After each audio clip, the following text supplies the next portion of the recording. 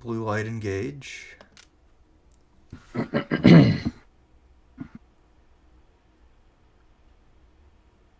Hello everyone, this is Thersites the Historian. I am joined this evening by Sean Chick, and we're going to do a deep dive into the presidency of one Mr. Gerald Ford. He did not have a very long presidency, yet it was still a fairly important one, and it came in the middle of the 1970s in the midst of something of a legitimacy or confidence crisis. So, also, I guess we should go ahead and announce that our plan going forward is that we're going to do a modern president every month until we hit Trump, and then possibly we'll consider going back and doing the other post-war presidents after that point if there is sufficient audience interest. So, and of course, certain specific presidents we'll talk about at some point. You know, like I'm pretty well versed on Thomas Jefferson, for instance. That'd be a good episode at some point in the future. And somebody asked if you could do Lincoln. Oh, of course, yeah. But that one I want to do comparative with Davis as well. Although I could just do separate videos on the two of them. You know. Yeah, and I'm sure there's enough material there to do two different videos if we wanted to. Yeah, and also, I guess, exciting news for me, I finally have a defense date set. So this upcoming week I will be finishing up my dissertation. I have to have it all submitted by Friday, so if I don't respond to comments over the next week, you can probably guess what I'm doing. Anyway. Congratulations on having the date, though. Yeah, thanks. Hopefully I don't get surprised in a negative way. That would suck. Yeah. So anyway, let us talk about Mr. Gerald R. Ford. So I read one book on him to get ready for this, along with the few other books I have that mention him tangentially, or But anyway, though, for this one, how much research did you do? I actually found his 1979 memoir, quote unquote, A Time to Heal, in the public library, and I breezed through it a little bit, but I didn't really read it because I didn't have time. What'd you think of the writing style? It's very accessible, and also I found that Ford, I think, is a much more clever politician than I realized, because the way that he frames his relationship with Nixon, he is trying to distance himself from Nixon while embracing Nixon's legacy, which was very popular with Republican voters. If you look at when this came out in 1979, he was trying to position himself to win the 1980 nomination. So he was very much positioning himself as the leader of the moderate wing of the party, and as the inheritor of Nixon's legacy, just without the baggage. So it's actually very carefully written in order to allow him to do that. Okay, that's an interesting way to put it. I'm very glad we decided to do this as a separate episode. Yeah, because my original plan was to try to do Ford and Carter as a unit, but Sean, convinced me that it'd be better to do them separately. Yeah. So I think this is a very good idea, because reading the book on Ford and then looking at some other stuff, I actually kind of thought this anyway from based on some other readings I'd done previously, but this book really confirmed for me that essentially Gerald Ford set up the overall policy template that every president has followed up until, I guess, George W. Bush, but maybe even Obama in a lot of ways. Policy-wise, he's not a radical departure by any means, but he's actually signaling where the Republican Party and the country is going to be going in the future in ways that I did not know, actually. Okay. So I didn't come across that was compelling. Like that. Yeah, I'll get into that, but I'll go over a few things about Gerald Ford's personality and his career before he enters the White House. So Gerald Ford was born in Michigan. He was a World War II veteran. He served in the USS Monterey Independence-class light carrier. He almost died on the Monterey, by the way. Now, the Monterey was at the Battle of the Philippine Sea. That wasn't what almost killed him. What almost killed him was the typhoon that Halsey sailed his fleet right into. You know about this one? I know about the incident. I remember when we discussed it on the American Admirals of World War II episode. Yeah, yeah, exactly. Like, I mean, it almost cost Halsey his job. Over 700 sailors died. I want to say 4 destroyers were sunk. Well, anyway, Ford was almost swept right off the deck of the Monterey into the ocean. Damn. But his foot caught a piece of metal, and he was able to get below decks. But below decks fires started because the aircraft was tumbled around, and Ford actually had to report on the was making damage reports to the captain of the ship. So, highlight of his military career for sure. Kind of like his best service, if you will, but also he literally almost was just swept away right into the Pacific Ocean. So, at any rate, before World War II, Ford had been a college football star. And I want to emphasize star here. He was apparently on 2 undefeated Michigan teams. He was considered a great football player. After the war, he eventually becomes a representative from Michigan, moves at the ranks of the Republican Party, and will become head of the Republican minority leadership, the minority leader in the House in the 1960s. Yeah. So there are a few things to note about his personality. Ford was, of course, a great athlete, loved swimming. He was intelligent, but fairly dull. One thing interesting about him is that he was okay with dissenting voices. This was not a man for ideological purity, and not somebody where he definitely wanted to hear. He didn't have people around him who told him what he wanted to hear all the time, which is incredibly rare nowadays. Yeah, right? He's pretty even-tempered, and I even noticed that in the interviews he would do as a post-president, even in his last few years. I mean, he seemed like a very relaxed, confident, comfortable guy. Yeah. Very much so. He only rarely would have anything emotional one way or the other, which is one of the reasons I mentioned him as a public speaker. Before doing this video, I decided let's go listen to a bunch of Ford speeches, and I think he's one of the worst ever, at least of the post Nixon from here on out. I mean, he's terrible for the most part. He's a dreadful public speaker. Yeah. I guess at this point it's worth mentioning that he never envisioned himself having to speak on that level, though. Very, very true. Very true. But I mean, it's his speech he made when he was inaugurated president was considered a good one. It was short. The words were good. The delivery was. I don't see people saw it at the time necessarily. But then again, I wasn't living at the time. We will mention his convention speech later on, 1976. So there's some interesting stuff there involving Reagan. But I think that even keelness made him a terrible public speaker, but it also meant that he had friends, or at least good relations, with people in both parties, and most importantly for the Republicans, amongst all 3 of the factions. He has friends amongst the, your conservative, or your right wing, if you will, moderates, and your liberals. And this is one of the key reasons why he's going to become the vice president when he does. But before getting to that one, a few other notes about him. One of his personal heroes were Abraham Lincoln, Dwight D. Eisenhower, and Harry Truman. In case of Truman, he was really big on Truman's honesty. And fun little thing I didn't really know, the 1970s is when Harry Truman had his big revival in popularity. Oh, because he had just died, I think, in 1969? But there's also this view that he had been this honest man, and what this country needed was an honest guy. I know there was a movie, there was also a play called Give Him Hell, Harry that was popular at that time. And I didn't know, people were selling Harry Truman shirts in the 70s. I'm not saying it was, the most popular fashion thing in the world, but apparently it was a thing.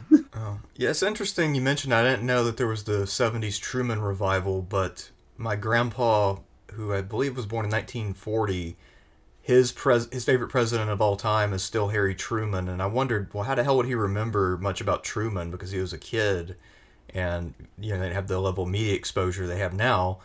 So I guess that actually makes sense, because by that point he would have been an adult when the Truman Love tour was going on. Interesting. I guess that question where I think none of these presidents are great. I mean,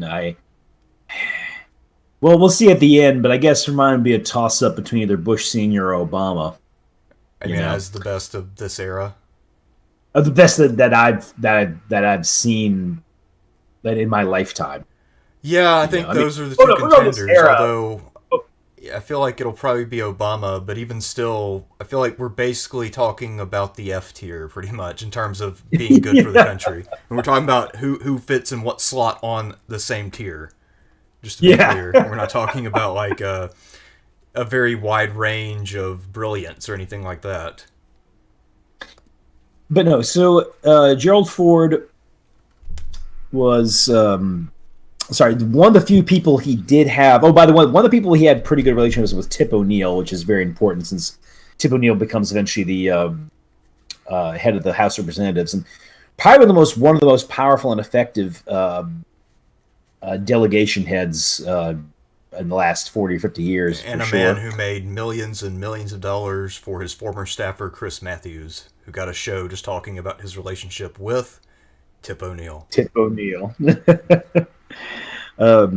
One person that Ford actually did have a negative relationship with was Lyndon Baines Johnson. Oh, really? This is mostly on Johnson's end. Well, Ford and the Senate leader, whose name I can't remember, but the Senate leader for the Republicans at this time, I can't remember his name right now, but people loved his voice to the point where they would hire him to they have LP records of him just talking, and apparently they even got him to record a rock song or something. So I'm sorry I'm forgetting this guy's name, okay? But point is, him and Ford decided that one of the best ways to go after Johnson was start doing television shows outlining where Johnson was going wrong. And Ford was actually an opponent of the Vietnam War, at least in terms of sending ground troops in. He had actually visited Vietnam in the 1950s, came back, this is before Dien Bien Phu, and said, dude, the French are going to lose this. And so he was not saying you need to send more men in. He was like, no, we shouldn't be sending troops there in the first place. So, and he vehemently opposed the Great Society as well. So, Johnson kind of saw as there's this Republican guy who is disagreeing with everything I have, and he's getting on TV doing this. And Johnson's big quip about Ford was that the problem with Gerald Ford is he had played football without a helmet too much. Yeah, it sounds like something Johnson would say. He'd be like, well, dude, you don't have to take that much contact. All you got to do is whip out your dick. That's all you got to do. Just use your size. Don't... I was watching this Nixon interview with Pat Buchanan, and they catch him saying something when the mic's off, and it was Nixon's looking to be. Remember, Buchanan was a Nixon speechwriter, and he looks at me, he says have you read this new Johnson biography? And this is a 1982 interview, and he goes, and they talk about which one it is. Apparently, it's the one by I believe it's Caro, and then Nixon says the book. He portrays him as an animal, which of course he was. Well, I actually have to agree with that. I actually like Johnson in terms of his accomplishments, but I'm glad I didn't have to meet him in person or deal with him. Yeah, that would have been difficult. There is one thing, though. Apparently, in Johnson's last few months, he actually called Ford in and told him, I'm sorry I was a jerk to you. I had you wrong. Don't know what's up with that. I don't know why he suddenly felt that way. Maybe... I don't know why. Maybe it's because he was about to be out and he realized that, you should mend fences at that point. But who knows? Hard to say. I don't know. I couldn't tell you. But, I get the impression that Gerald Ford generally was seen as somebody who anybody could kind of get along with. But at the same time, I don't know if people took him super seriously because... Ford, even in his own version of events, talks about how Nixon, when they would meet before he took over the presidency, would basically just give him a list of instructions of what to do as president. So I get the impression that, at least secretly, Nixon was thinking, okay, Ford isn't smart enough to figure this out for himself. I got to lay out the roadmap. Make sure you keep Henry around, but you have to keep him on a leash. It's kind of... this idea, though, that Ford was dumb or something... Yeah, because he's not. Is definitely not. He's not. No, he's not. He knows the ins and outs of economic policy really well, mostly because that's what he did. He was in House Ways and Means Committee for years. And Ford's big problem with Reagan, for instance, he thought Reagan was an idiot. We'll get to that later, though. The relationship is 1976. But anyway, apparently the short list for vice presidential picks was Nixon wanted a guy named Connolly. He was from Texas, and he was a Democrat who'd recently become a Republican. That's part of the whole Southern strategy. Reagan was on the list, and so was Rockefeller. The reason for picking Ford is it was felt that he would be acceptable to all three factions, although it must be understood that Ford was definitely more friendly with the conservative moderate faction than the liberal one. The other reason, too, was that Ford had been a loyal Nixon supporter. He'd been one of his backers in the 1968 nomination. Ford had stood by Nixon throughout the presidency, particularly on issues involving Vietnam. And so Nixon also felt like this is a guy who is not going to become vice. This is a guy who knows I'm in trouble, but he's not going to try to screw me over.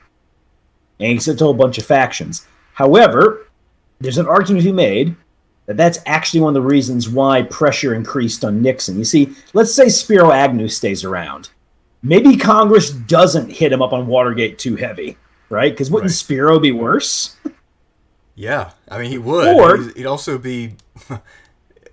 I mean, goddamn, can you imagine Spiro running the Vietnam War? Yes, I can. But Ford was, known to Congress, acceptable to factions of the Republican Party, acceptable to a number of Democrats. So I think I'm not saying Ford's the reason that Nixon resigns, but it certainly helped that they believed that the country would be in the hands of somebody who was competent and not didn't have a corrupt or a bad reputation in any way. So there's argument made that in some ways it backfired, but at the same time, Nixon needed somebody who could be as broadly accepted as possible. Yeah. Well, also, according to Ford, because I don't know his background before he went to college, but he claims that he and Nixon were both representatives of Middle America and that they saw eye to eye because both of them came from humble origins and worked their way up. How true is that about Ford's background? Overall, it's true. Actually, Ford's biological father was abusive. He watched him beat his mom several times, but eventually his mom got with another man, and so he had a stepfather that he loved dearly. Ford, kind of like Nixon, think about the ways in which they're in common, right? They both fought in the Pacific. They both love sports, but especially football. Both of them played college football, although Nixon wasn't very good. Ford was great. And they both had fathers who were just struggling, trying to get a business going. Although I would say Nixon had the harder childhood, probably, with the siblings dying and his father's financial woes. But keeping in mind, Ford, at least when he was very, very young, was growing up in an abusive household. Thankfully that ended for him. So they did have those sort of things in common for sure, and they weren't friends necessarily. I mean, Nixon didn't have a great relationship with Congress. He notoriously stayed with, had an inner circle he spoke with and stuck with them. But they had a good relationship. They liked each other, and they had let's just say Nixon had a better relationship with Ford than he had with most people in Congress. I would say, though, that on economic policy and to a lesser degree foreign policy, Ford is to the right of Nixon, as we will see as we discuss what happens. Okay. But of course, we now get to the decision Ford makes where he pardons Richard Nixon. Well, first, can we make any comments on Ford's time as vice president? What was it, 10 months or so? I honestly don't have much to say about it. Do you?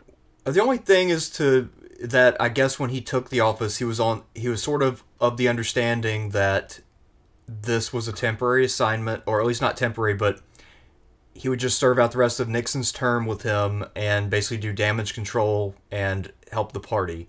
So to restore the dignity of the vice presidency, defend Nixon against attacks. That's basically what he did. And he was also... Oh, go ahead. Oh, go ahead, sorry. And also no, you go ahead. Serve as sort of a liaison with Congress.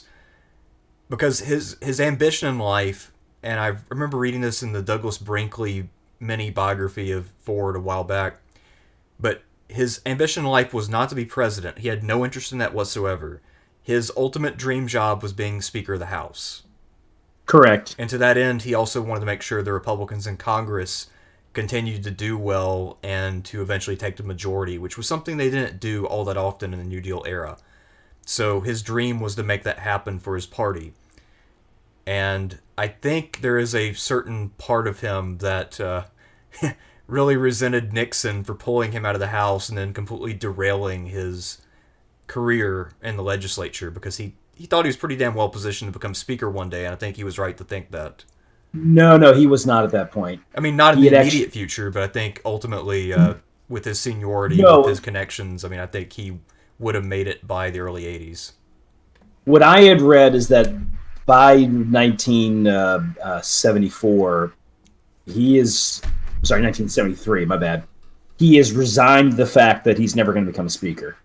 That the Republican, because not only the fact that Watergate's hurting the party, but one of Nixon's bigger political mistakes was he centralized so much Republican money and funding into the presidential campaign of 1972 that the Republicans, despite having this truly landslide presidential victory, they actually didn't get that many House seats, really.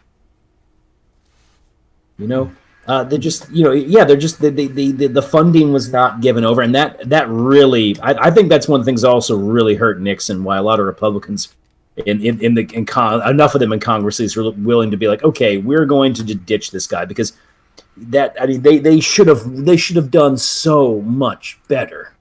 Well, also, I guess it's worth mentioning. I know we've mentioned in the past, but split ticket voting was much more common in this era than it is now. Yeah. Here, I'm going to pull up on Wikipedia real quick how many seats they got in 1972. 12. Okay, so basically fairly minor victory. Minor to moderate. I wouldn't even call it that.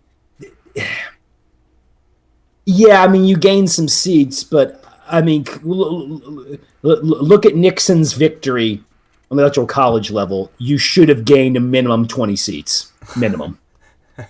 Yeah, I agree. I feel like it should be way more than that, just looking at how red that map is. But yeah. So but anyway, I sort of feel like, because I know we've talked about comparing Nixon with Obama. I feel like this is almost the same as Obama 2012, where he won by a respectable enough margin, and you don't really see it reflected in the congressional numbers. Yeah, although that one was for that one was for different reasons, though, that we'll get into with Obama. Yeah. There's with the gerrymandering and whatnot. But that said, if Ford, from what I read, was actually resigned to the fact that he probably wasn't become Speaker of the House, and he was looking to either not run in 74 or not run in 76. He did not believe his lifelong ambition was about to happen. Ford also did not really think he was going to become vice president. But he accepts the position, and once again, like you said, he's trying to help the Republican Party and do damage control. He was mostly pretty well briefed on what was going on.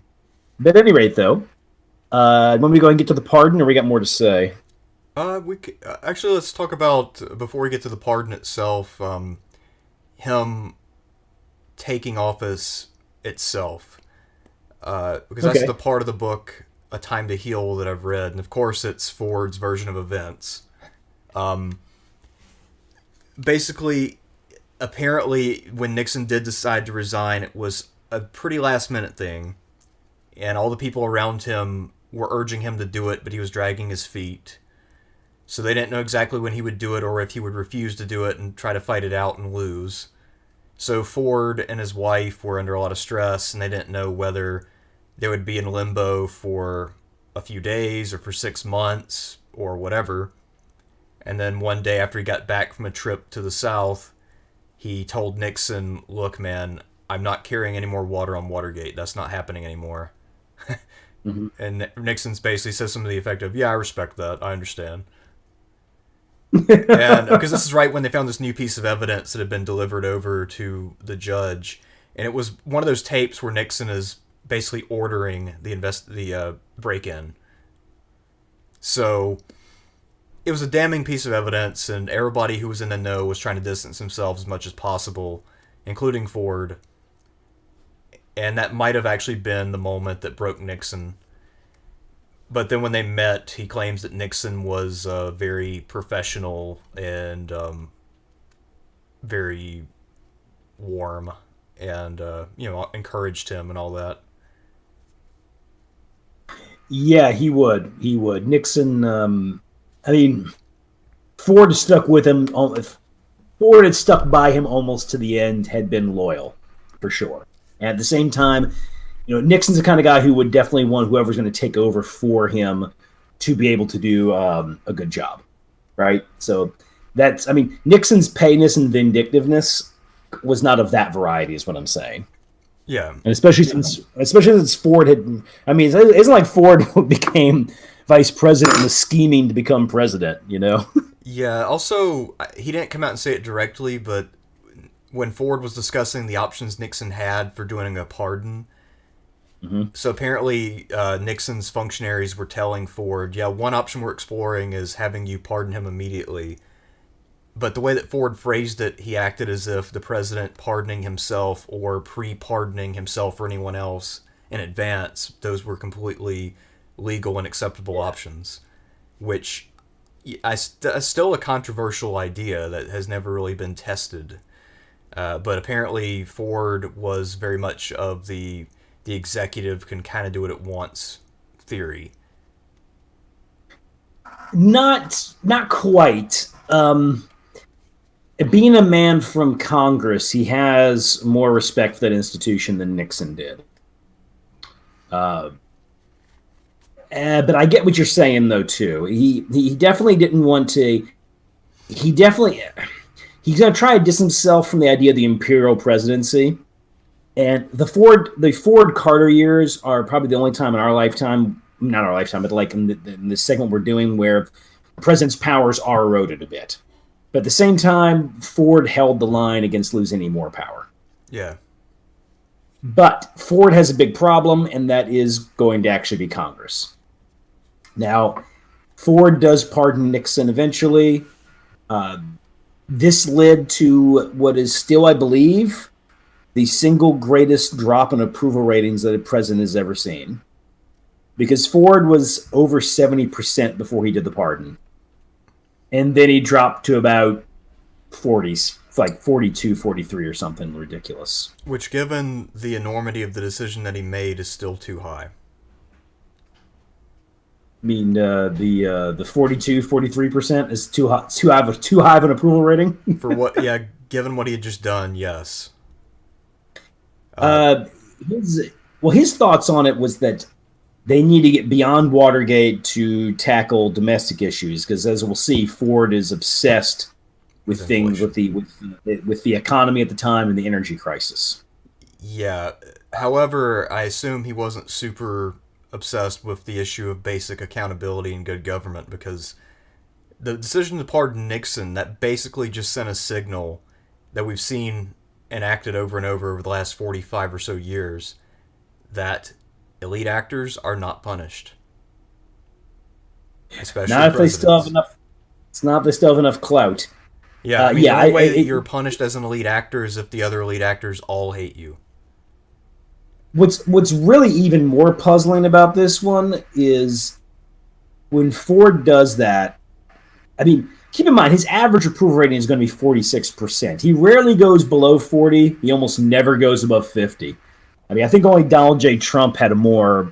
If you're taking out Ford's 70% approval rating in his first few weeks, Trump's like the only guy whose approval rating has been that consistent, right? But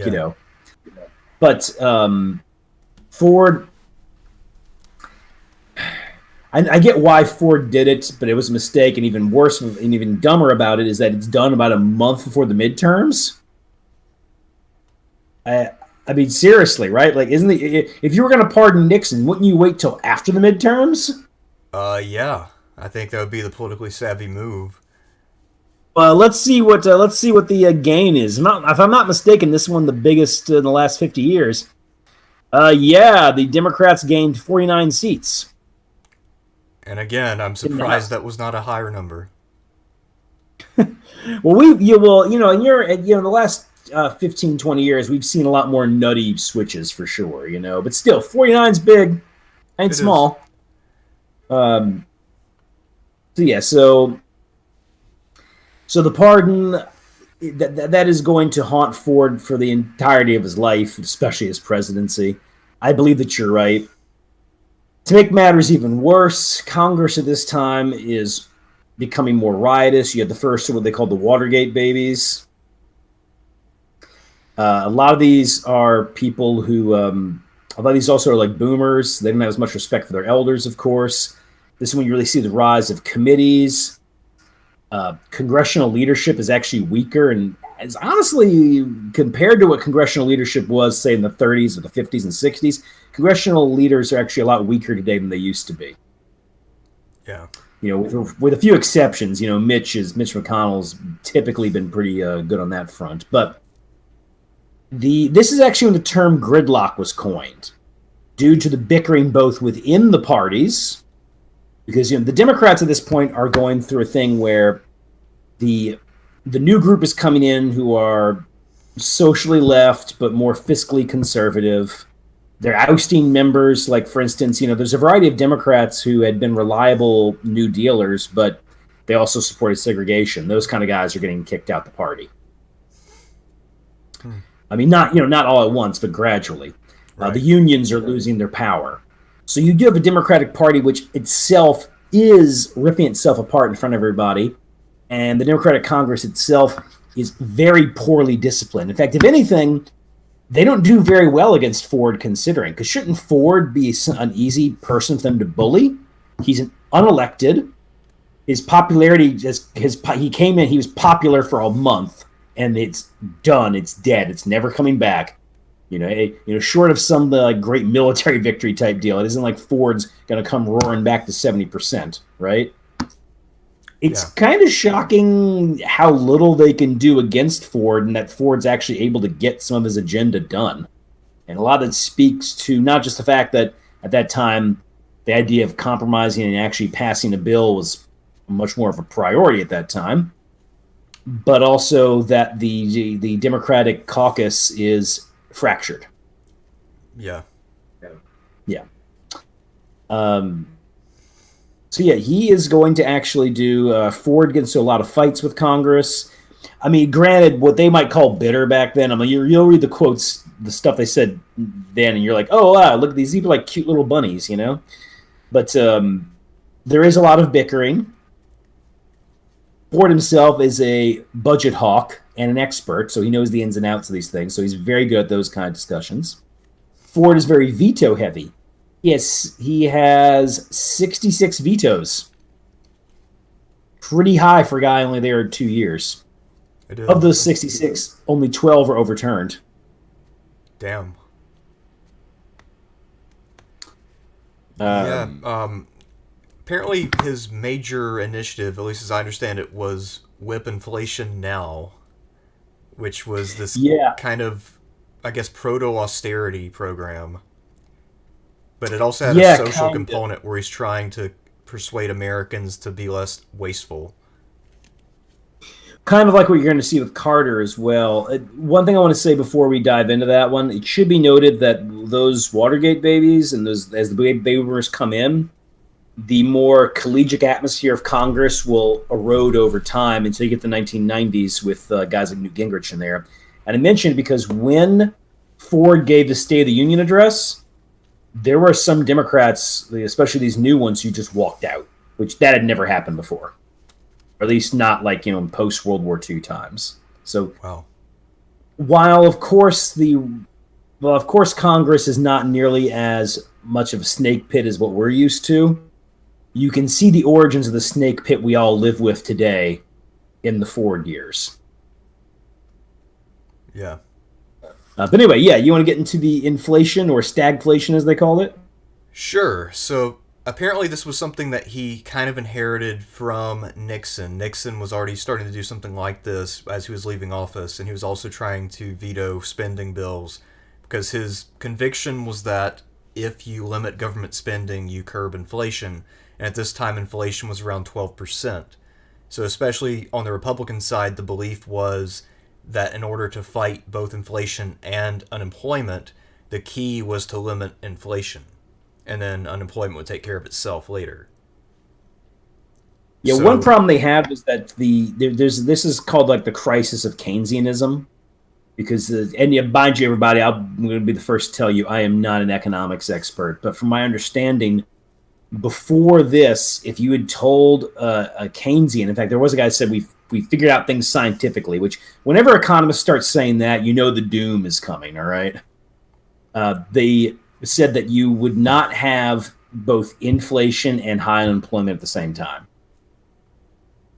But that is what ends up happening here in the 70s. You're getting the highest unemployment since the New Deal era. Yeah. And some pretty insane rates of inflation here, wouldn't you say? Yeah, 12% is pretty high, and that's in 1 year, by the way. Yeah, so, this is anybody in their history had to be thinking of Weimar Germany at that point. Yeah, I mean, although to be fair, the Weimar inflation was a lot worse than that, but still, it would have been a pain in the ass for sure, especially if you're living on a fixed income as a senior or whatever. That kind of inflation looks really fucking scary. Yeah, one thing I found out was that the inflation meant that the price of cars and homes are up like 40%. Although that home price increase, I don't know if that's ever really slowed down. It has been galloping out of control for a long time.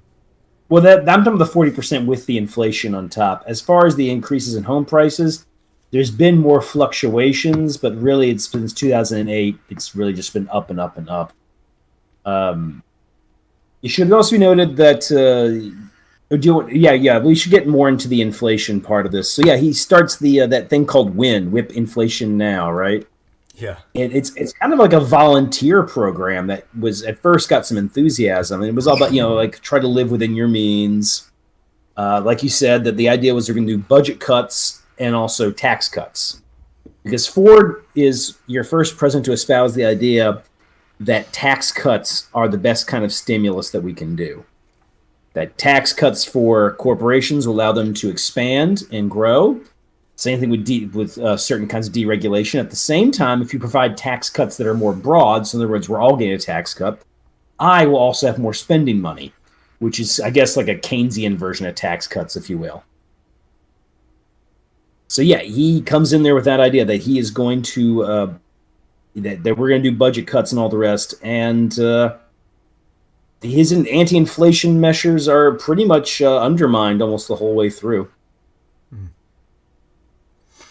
But inflation does eventually start to fall, and this is really the thing he hangs his hat on. It's not good when he's out of office, though, but it is starting to at least fall. And would you say that when he loses in 1976 to Jimmy Carter, do you think it had to do a lot with inflation, with the pardon, or what do you think was the chief cause of Ford's defeat? I mean, it's a combination of pardon, economy, and also the biggest challenge that a sitting president had faced from his own party for a nomination fight. Yeah, although, I don't know, I'm somewhat skeptical of the idea that a difficult primary cripples you going into the general.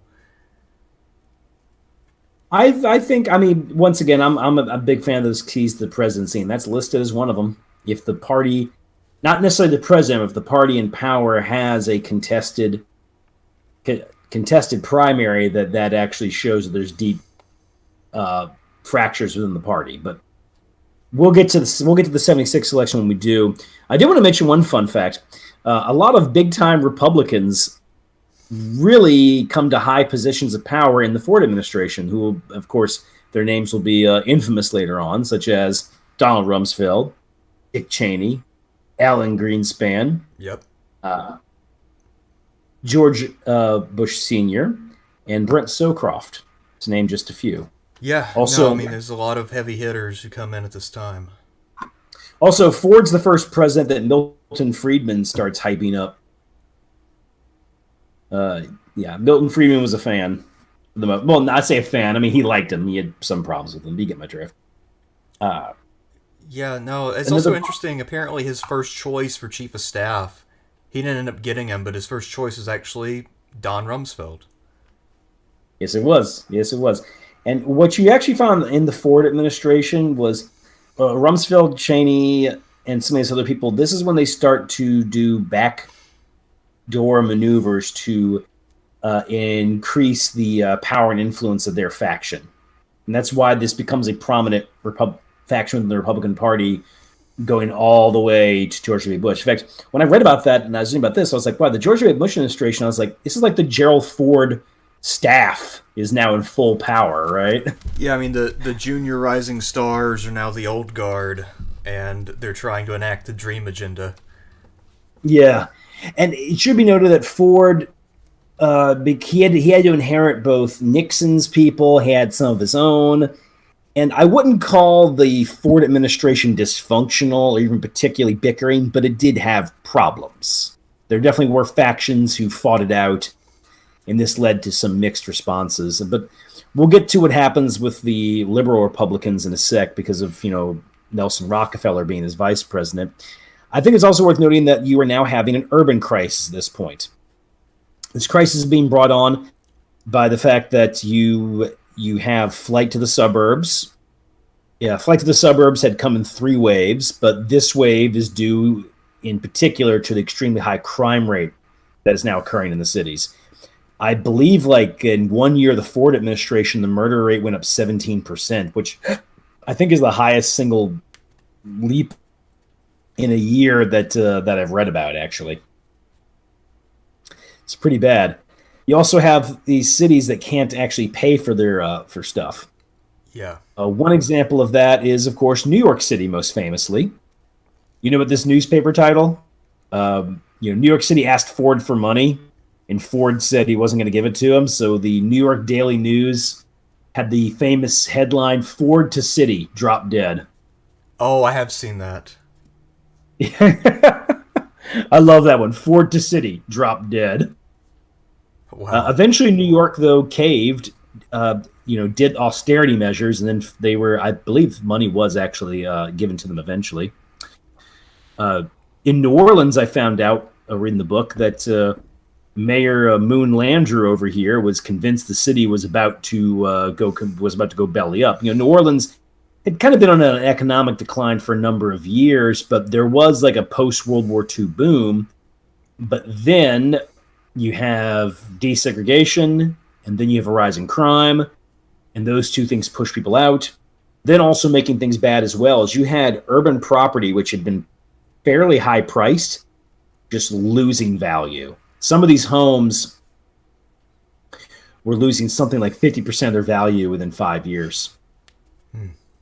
So this is where you get that American urban crisis, which is also, of course, can influence art with things like movies like Taxi Driver and a variety of other hard-boiled films.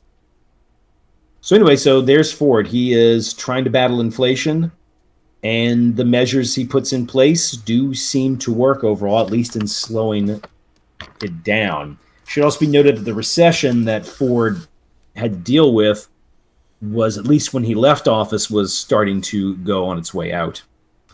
But this is the thing, though, this is where I don't feel equipped to talk about, is that, I generally like Keynesianism, but it's been pointed out that any system is going to reach up work. And it appears it didn't work for the 70s. And we created a new system to deal with that. And that's the system we've lived with ever since, right? Yeah. Yeah. And the argument can be made that we should probably modify our system or try to learn what we can from those failures of Keynesianism but maybe try to get away from this neoliberalism, which you can see a guy like Ford moving the country towards. Right. The next big one, of course, for him was energy, with the energy crisis going on. That's because American oil production was falling. We were bringing in more stuff from foreign countries. And then our part in the Yom Kippur War meant that there was an OPEC oil embargo. Ford, by the way, is the guy who created the idea of the strategic oil reserve. And he tried to have what I guess you would call a kind of compromise bill, where on the one hand, there would be expanded drilling in America. And we would shift towards, because there had been a move away from coal plants to oil plants, but Ford was like, well, we should use more coal. So due to Gerald Ford, we start burning more coal. At the same time, there are provisions in his energy plan for some alternative energies and for greater efficiency, such as making cars more efficient. But it should be said that mostly what his plan was about was expanding oil and coal usage. So basically just cheapening the price by going to things that were readily available at the time. Yeah, and also he favored deregulations in the oil industry in order to make prices more dependent on market forces. At the same time, there was essentially a big argument between the North and the South during this time about energy, because Southerners felt that the North was wasting gas that they were providing. And one of the antagonisms in that led to a bumper sticker, which I actually have seen one in a thrift store one time, that just said, let him shiver in the dark. Wow. But it's true, though, that the 70s is kind of like this. The American South has this kind of like revival and power at this time. Like Carter's going to become president. This is also when Jefferson Davis gets granted citizenship, by the way. But anyway, so yeah, with art as well and music, this country music got very popular this time. Rock and roll, a lot of rock bands. They had a lot of country rock bands as well. A lot of bands would do obligatory country songs, if you will. It's hilarious listening to the Rolling Stones do country music, but it was a thing, Well, it was also, I guess, Leonard Skynyrd is pretty much a 70s band, right? Because they're pretty typical of that trend.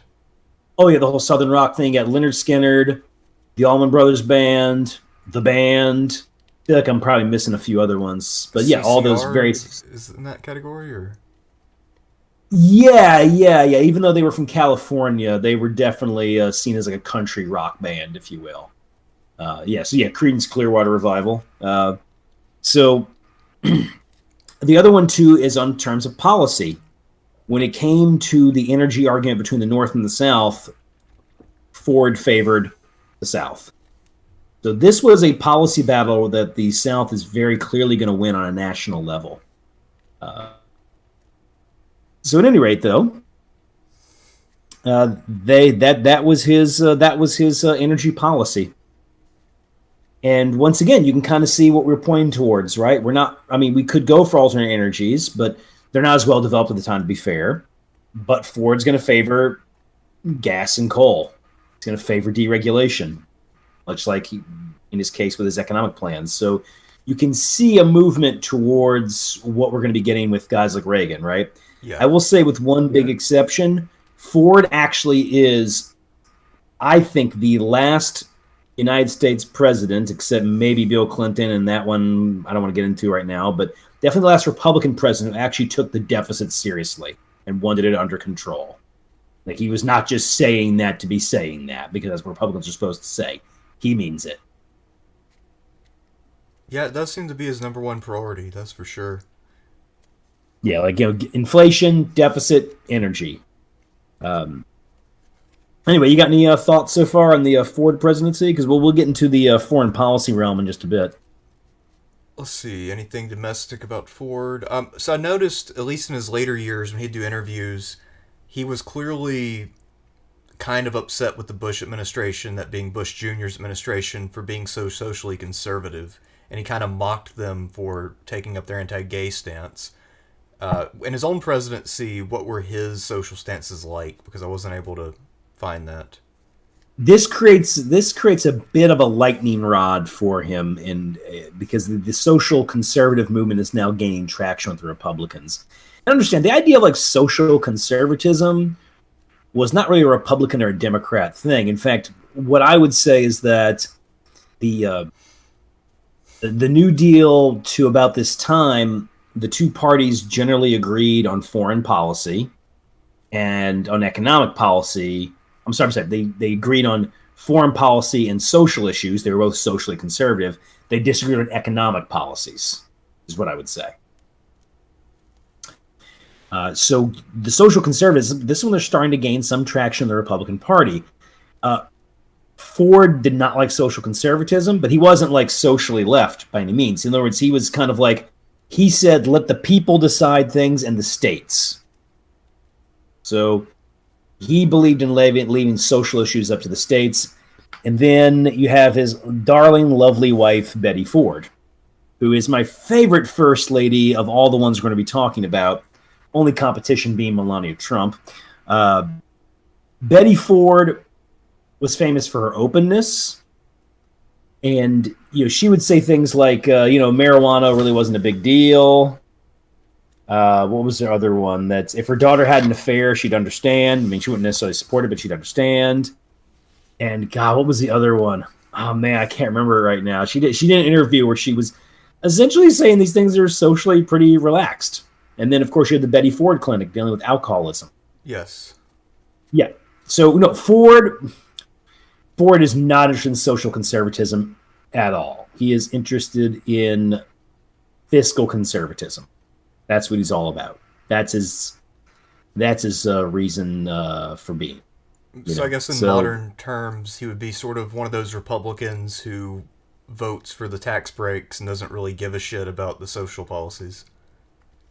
Yeah, only he wasn't even into the idea of like playing like Republican, kind of like going to the like we talk about with sorry, my bad. So we talk about this in relation to the What's the Matter of Kansas thesis from Thomas Frank, where you use social conservatism to get tax cuts, right?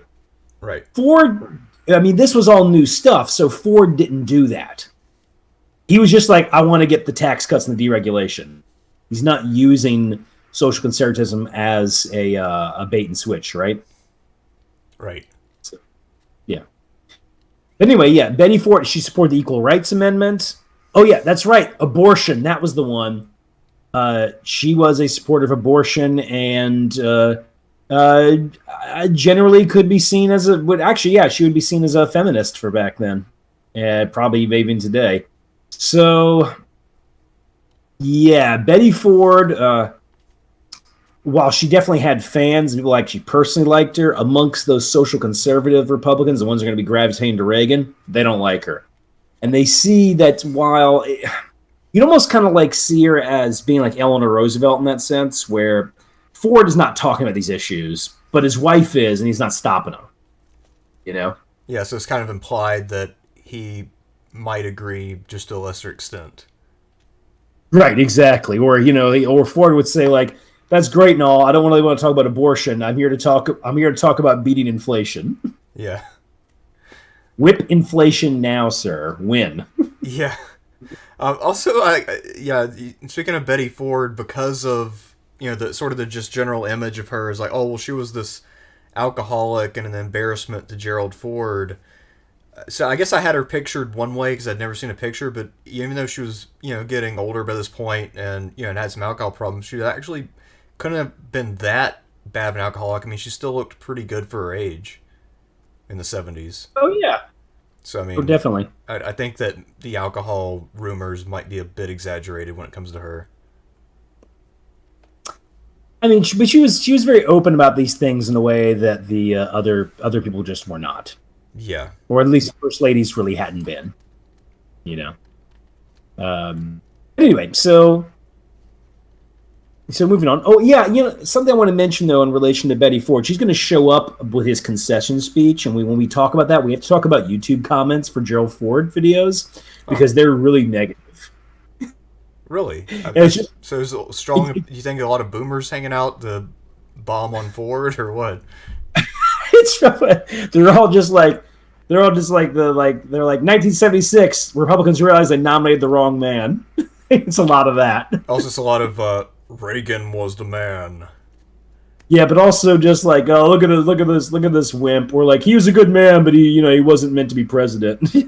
Yeah, it's also the idea of Ford as a wimp, though. It's kind of like when people talk about H.W. Bush being a wimp. If you just look at his record before he was president, what he did during the war, and you want to call him a wimp, I'm sorry, that just doesn't hold up.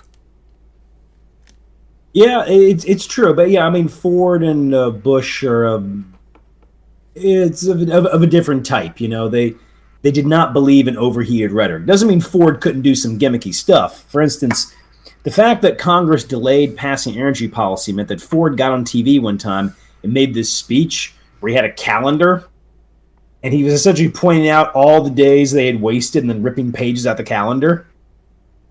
Nice. And people considered it like one of the worst speeches he ever made. It was seen as being like the president doing a gimmick kind of thing, like the equivalent of like when Nancy Pelosi like ripped up the speech. Oh yeah.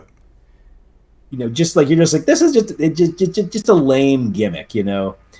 So I think that also that couldn't have helped either. Like I said, Ford was not a great public speaker. Simple as that. It's odd too, because you would think, given that he was like this tall, fairly charismatic, handsome guy, that he would have some degree of charisma and speaking ability. But maybe he was more of a cocktail party star or golf course dude.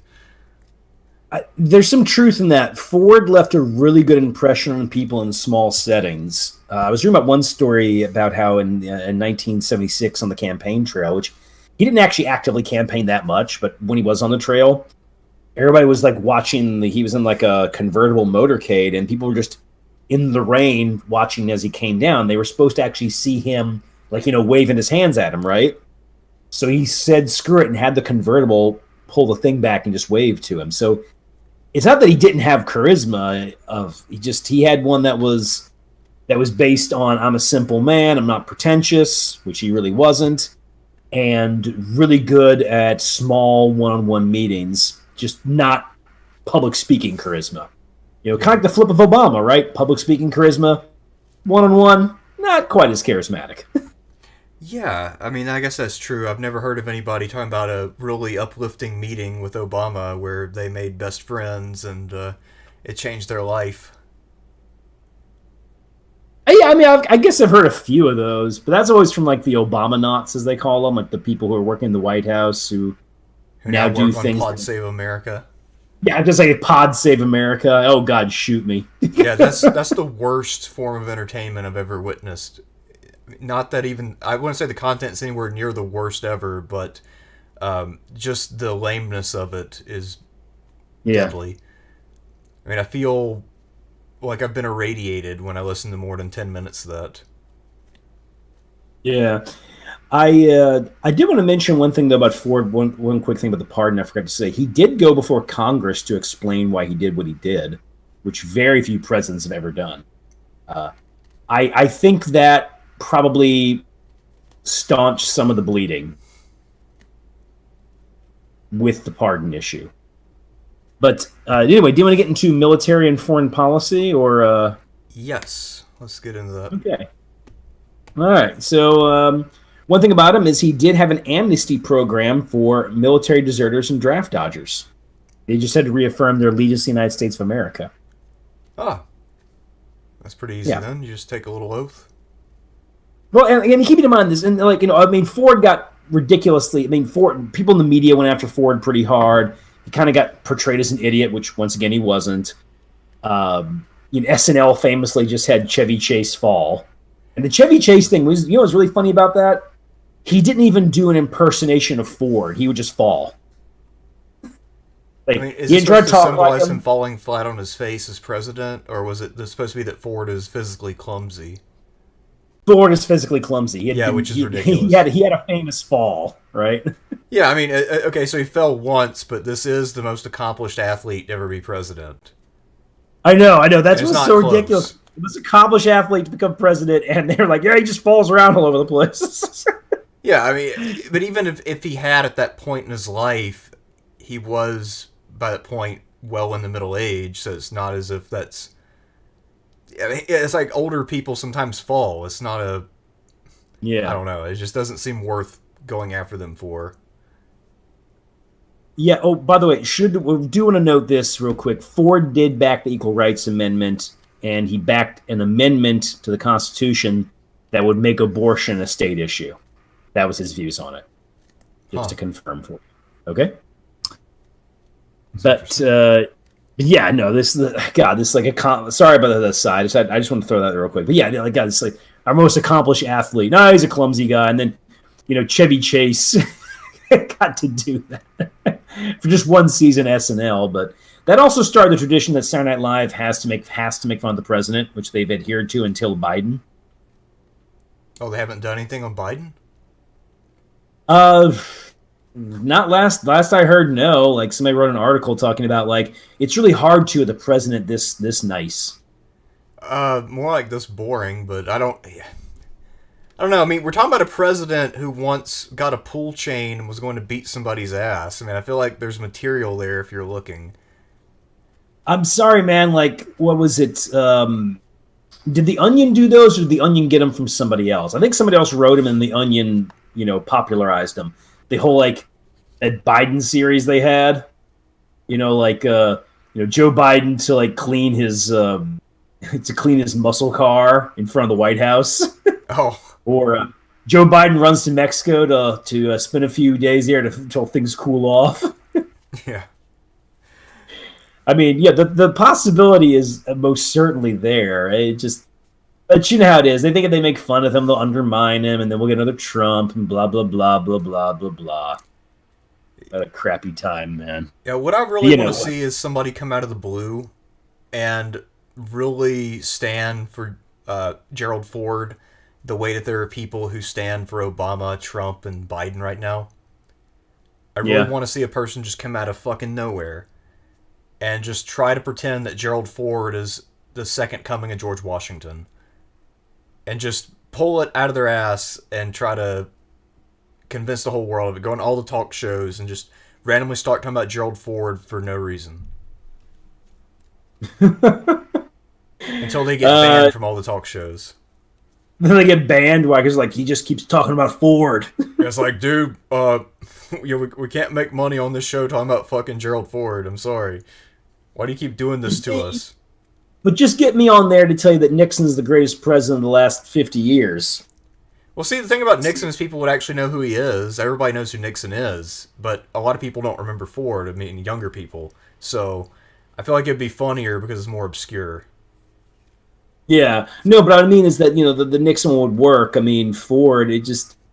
Yeah, I honestly, man, even if he had been president for longer, I don't think that would have happened anyway. He's just too mild of a personality. I mean, hell, look at those YouTube comments. I mean, not many people are defending him on there. Yeah, and literally, somebody's pointing out in the chat right now, the only thing that Ford is known for at this point is that he pardoned Nixon.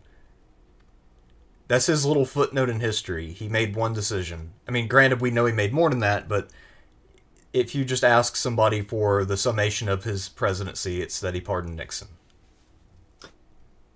Yeah. And the book I read argued that Ford's main contribution was actually at a time of political crisis.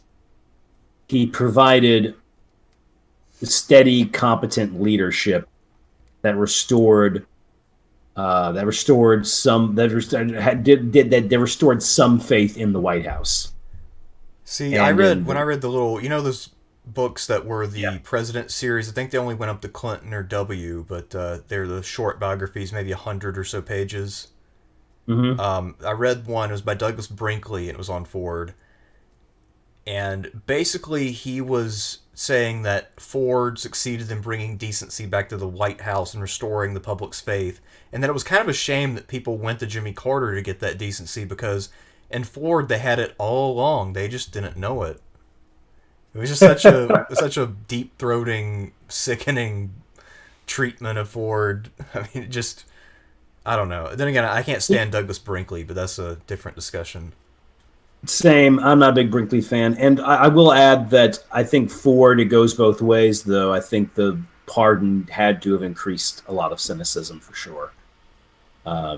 So I'm not entirely sold on the whole like Ford restored all of our decency, but I think the fact that Ford was competent, and also there were certain things Ford did, like improving relations with Congress. I mean, sure, they had arguments and everything, but Ford always made it very clear, I am not getting personal, and I'm not letting this get out of hand. Another one was the media as well. As time went on, the media was nicer to him as his presidency went on, just because he gave them more access. There was not this antagonistic relationship like you had in the Nixon years. You know, I'm not saying the media was kind to him. They had their own problems with him as well, especially because the media gave him a lot of slack his first month, but once the pardon happened, a lot of people turned against him. But I would say overall that he greatly improved that relationship. But anyway, you want to do some foreign policy and war stuff? Sure. Oh, but first, you want to take care of us a couple super chats? Yeah, sure. And then we'll have to give background on the foreign policy situation with détente. All right. So KV donated $9.99. He said, "Thank you for the content." Well, KV, thank you for the super chat. And Chief Chirpa 7865 gave $9.99. Thank you. I would best define myself as a Rockefeller Republican, so as the GOP continues to shift, do you think there's any future in the party for voters like me? Thank you for the great content. That's a good question. It really, a lot of it will depend on whether the Democrats make the Republicans pay for embracing positions that are economically unviable. And right now it doesn't look like the Democrats want to do that. What do you mean? Well, if the Republican, if the Democrats don't take advantage of playing to class interest, which has been their bread and butter historically, it's just something they've neglected recently, then the Republicans don't necessarily have to go back to their more moderate form that they had in the New Deal era, because there's no pressure to. There's not really a competition. No, I think in some ways, in a weird way, Trump was more moderate than a lot of the other Republicans because he brought up issues that actually matter to average people, such as trade. Mm-hmm. But if you look at what most of the establishment of the party wants and what Trump seems to mostly talk about now, and we see this reflected especially in his most recent press conference where he went out to talk about vaccines and was just trying to defend the honor of Johnson & Johnson. So he came out of hiding to talk about how Johnson & Johnson was being mistreated, man of the people. Look, if the Republicans keep just openly being corporate whores, I don't think that... I don't know. I feel like there are a lot of people left in the cracks, not just you, Chief Chirpa. And also, of course, there's also the recent clip of Kirsten Sinema talking about how she's going to go back to Arizona and ask business leaders what they think of the PRO Act before voting. She's Democrat, of course. Anyway, I don't know. What do you think, Sean? I don't think there's any room. I believe the Rockefeller Republicans the George W. Bush types didn't like them. And, really, the Trump types would like them debatably even less. So I don't really think there's any real place for Rockefeller Republicans. I think, just join the Lincoln Project or something, I guess. I don't know, man. Well, it's... I don't know. Because no political alignment is ever permanent, so... the Republican Party might eventually turn back to what it was. I don't know. I can't really predict the future, but at the moment... The Rockefeller Republicans were always weak, though. They're the only real moment they had. Where they're in command of the party is debatably in the 50s with Eisenhower. And that's debatably. Well, also, their main base was undercut when New England went hard to the Democrats, which I think was, in the 60s, the 70s, the 80s, somewhere in there? When the New England Republicans kind of collapsed? that accelerated in the Ford years because Nixon was, once again, a moderate Republican. He was their leader. And so moderate Republicans who had stayed loyal to Nixon throughout Watergate, they start losing primary challenges, more importantly, losing elections. So at any rate, then the Rockefeller Republicans or the Rockefeller Republicans they did have influence. I'm not saying they were not influential, but their influence very rapidly waned through the 70s. And then you get to the point where in the 1980s, but this one with Joe Lieberman. Joe Lieberman. Yeah, he was a Democrat who ran to the right of the Republican that he beat in, 1978 or something like that? Yeah, which is why I like the support of Buckley in the National Review. Yeah. And that was in the 80s. I think the last gasp of them must have been like with H.W. Bush, Bush Sr. He was more of the Rockefeller variety. So I guess we can make a case that was kind of like their last hurrah. I'm still kind of surprised he snuck in there. Seriously, But yeah, Bush was a savvy bureaucratic operative and very ambitious, and he created a very good connections for himself and then positioned himself appropriately. So, but we'll get to Bush later because Bush is underrated as his political backroom skills. Yes. Much smarter anyway, than he appears at first glance. We got anything else, or should we get to the? We should get to the Ford foreign and military policy. Yeah, it's time for Ford's foreign policy. Yeah, this one's going to be all over the place. Now he's dealing with the situation with the decline of the popularity of détente. Détente was being attacked from the right and the left. Members of both the right and the left viewed détente as immoral because they were making deals with the Soviets, not really known for their human rights record. At the same time, the right is arguing that détente is making the nation weaker. And to be fair to that critique, there is a little bit of truth. There is some truth to it insofar as the Soviet Union reached its military parity with America, or at least when it was closest to parity, in the Ford-Carter years. So after the massive cuts following the end of the Vietnam War. Correct. And also demoralization from that. A lot of the new military equipment had not come in yet. At the same time, the Soviets and their own analysts actually go tell Brezhnev, like, hey, we've looked at it. We actually believe that we have the land air forces so we can conquer Western Europe. Now, America still had more nukes, but the Soviets have enough nukes. Right. And at the same time, too, this is also around the time that the United States Navy is in a bit of a decline. Its emphasis was on convoy defense. I must say decline. It's still a potent Navy, but for the United States Cold War Navy, the late 70s is really when it's kind of at its overall weakest. Meanwhile, the Soviet Navy is really starting to rev up. And of course, by the 1980s, the Soviets are going to have some impressive warships. And, by the late 1980s, they have submarines that we actually are having a hard time detecting. But we'll save after the Cold War Navy videos that we're going to do eventually.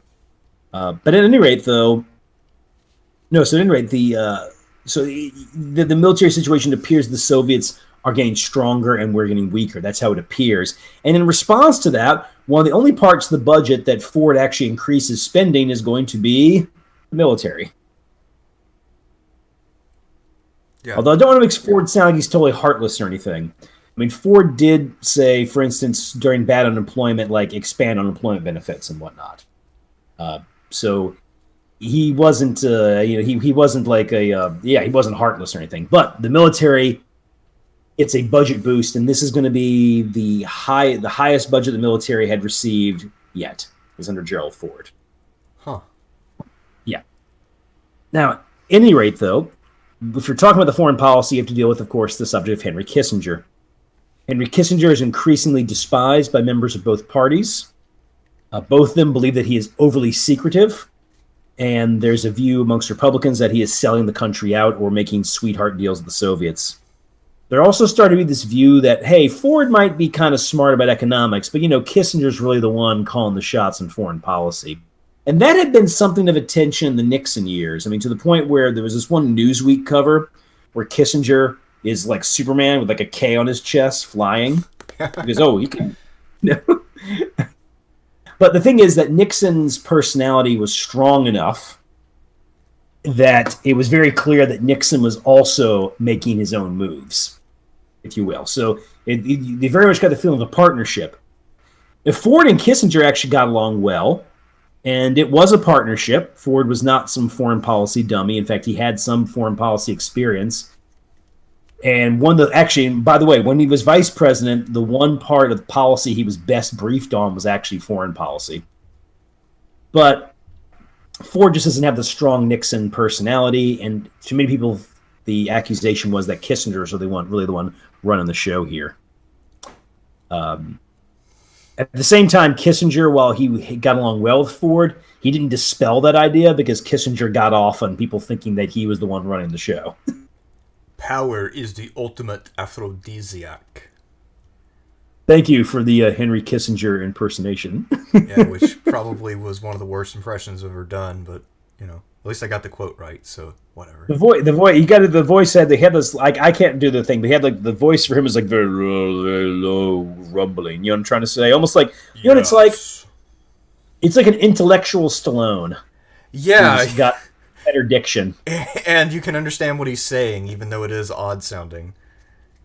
There we go, everybody. I think we know who Stallone should play in his next movie, Henry Kissinger. Except then he'd be explaining... What'd be funnier is, like, Henry Kissinger with the same level of intellect, but with a much worse educational background. So that way he says very complex things, but in a very simplistic way. That's the character. Sometimes you got something in the basement, you gotta prove. It's like, you gotta pull it out, you gotta rise to the challenge, and that's kind of what America is going through right now, is a society. Is that your Stallone impersonation? Yeah. That is awful. You're getting better, you're getting worse, Sean. Ain't no staying the same. What about Over the Top when he's like, yeah, I gotta turn my hat. I turn my hat. It's like a switch going off in my head. Yeah. That's the arm wrestling movie, man. Yeah, no, that's probably the best arm wrestling movie. Also, that move that he does in the movie, that actually does work in real arm wrestling. I tried it out. Sweet. Okay, cool. Yeah, the little switch move he does where he shifts his hand to get more leverage. That is legit. I pulled that out. I won an arm wrestling match in a bar using that. I'm very proud that unlike the Rocky movies where, like Rocky 4, where the idea of like winning a match is just getting hit in the head repeatedly by a guy whose punch is like beyond Mike Tyson's, right? Yeah. At least Over the Top, the technique's realistic. No, and that too, the idea of Rocky or any boxing thing is sort of like a metaphor or a moral story about you got to get the fucking shit kicked out of you. The problem is that in a boxing match, there is a certain limit to the amount of damage a human skull can take. And especially when they show you the punch pressure for Ivan Drago in the movie, it's more than any boxer's ever had. Yeah, I mean, so it's not... It doesn't make you a bad person to go down after you take a shit ton of punches. It just means that you're a human being who is responding to the physiological limits of your body. Yeah. It doesn't mean that you don't want it enough. It just means that the other person is roided up and strong as hell. I mean, I don't know. I find its use as a moral guide to be obnoxious. And the thing is, there actually are a lot of athletes who take the Rocky movies as a philosophy. Or as being philosophical in nature. I mean, in some ways, you have to have like faith in yourself and grit and determination. But I know what you're saying too. There's only so much the body can take or do. The other one too about those is like I feel like the Rocky movies decided that every Rocky match is the Thrilla Manila. Okay, yeah. Which Muhammad Ali described as death. And neither him nor Joe Frazier were ever the same again. I mean, Ali was declared the winner, but essentially they just killed each other in Manila. But nope, Rocky gets to have the thrill of Manila over and over and over again. Well, you know what he said? I'm not going to try my Stallone thing again, but you're either getting better or you're getting worse. There's no staying the same. So as long as you just keep training, then you can also overcome age. Because, I mean... It's just a matter of will. He's got to learn how to chase chickens. What else? It's not that your reflexes start to drop off when you're in your 30s. That's just because people don't train hard enough or want it enough. I mean, that's just, everybody knows that. You just got to try harder. Now to be fair though to boxing, older boxers can have success. I mean, they George can, Foreman, right? But there is a point where you do age out of fighting sports because of reaction time, even if you keep yourself in immaculate shape. And some people can hold on longer than others. I mean, Randy Couture was still competitive in MMA at, I think, 44 years old or 45 or something like that, fighting for championships, not just playing. Right. But that is definitely the exception. I mean, Chuck Liddell, because of reaction times, was completely washed by the age of 35 or 36. He went from being almost unbeatable to being incapable of winning because of the drop-off in his reaction time. No, I just meant it's better than, say, the NFL. You don't have long in that sport. It's even in something like basketball where you have a longer window and a lot of players aren't really in their prime until they're about 27 and then they start to drop off in their early 30s. I mean, even still, there's a reason why you don't see many 40-year-olds on the All-Star team or even in the league. And part of it's wear and tear too, to be fair, but a lot of it is the drop off and that comes with age. Yeah. Although I think wear and tear actually is probably worse than age when it comes to basketball.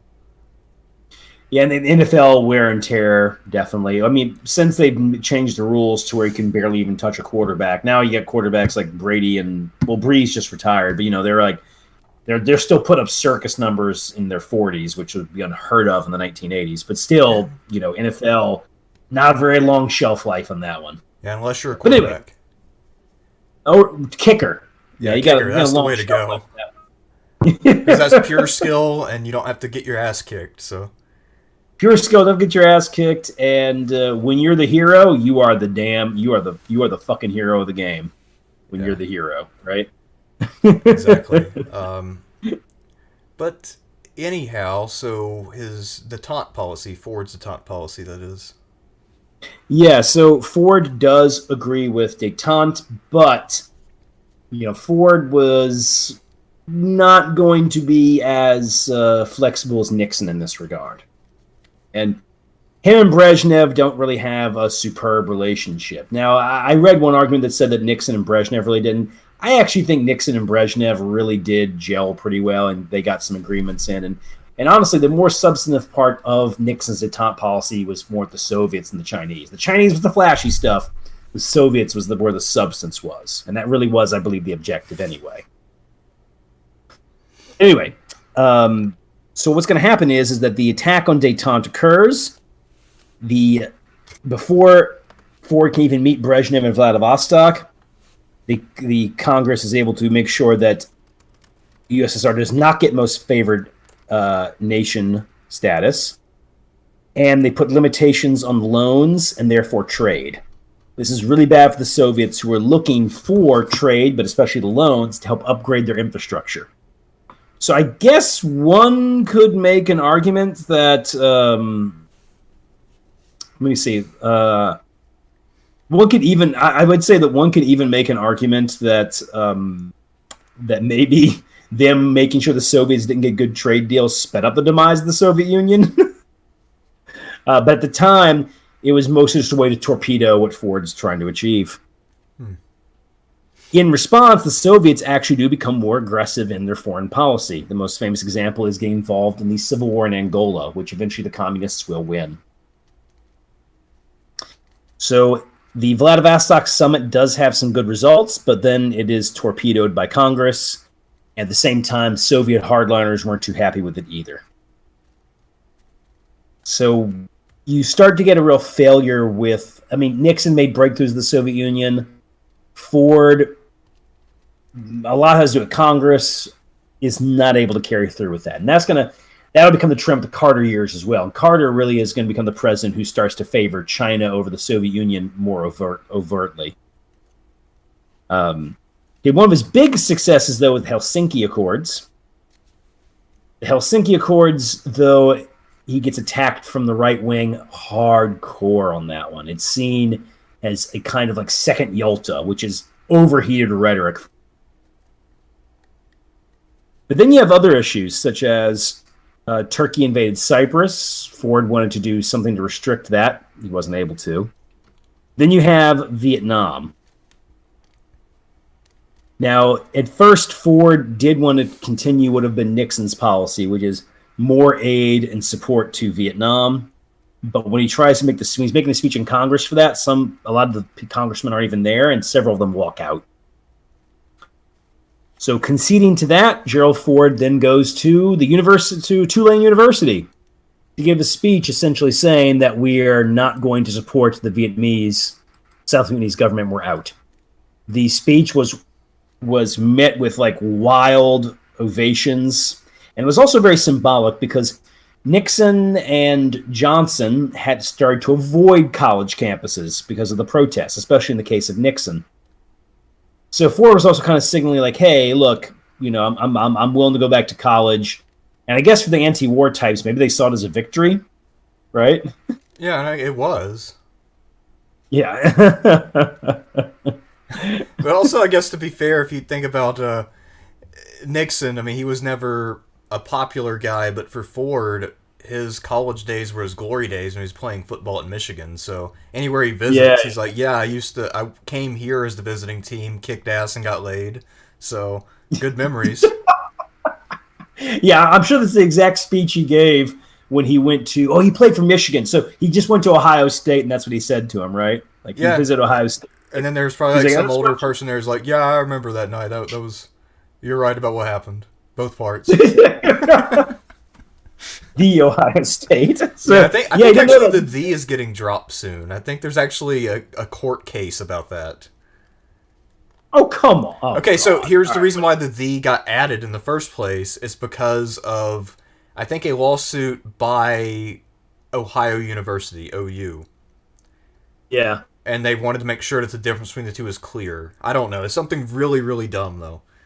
But yeah, anytime you go to a conference and your name badge says The Ohio State, people always point that out. Always and invariably, they observe that you're from The Ohio State.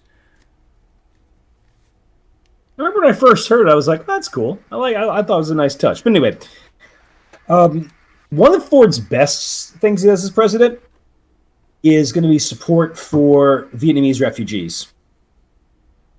There was a lot of resistance to this, by the way. Did you know this? There was a lot of resistance to South Vietnamese refugees coming to America. Yes. Actually, the area where my dad initially retired was a huge settlement site for Hmongs, who are the Vietnamese mountain people who were the main refugees. And there was a lot of local resentment about their being settled there in this majority white rural area. Yeah, you resistance to it came from three directions. You had the racism angle. You also had the these idiots couldn't win a war. Why would we want them here? Despite all the equipment we gave them.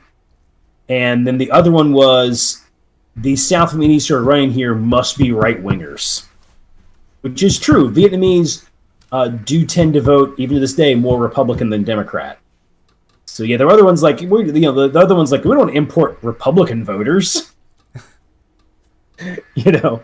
So Ford was appalled by this. He gave support to the refugees when they came over, and eventually that was able to work out. And this is, of course, important for New Orleans because Louisiana, since 1970, Louisiana is the only state in America where most of the immigrants who come here are from Vietnam. And that's because they came here, Catholics, Catholic part of town. A lot of the Vietnamese who are also fleeing South Vietnam were Catholic. And you also have the job opportunities here with fishing in particular.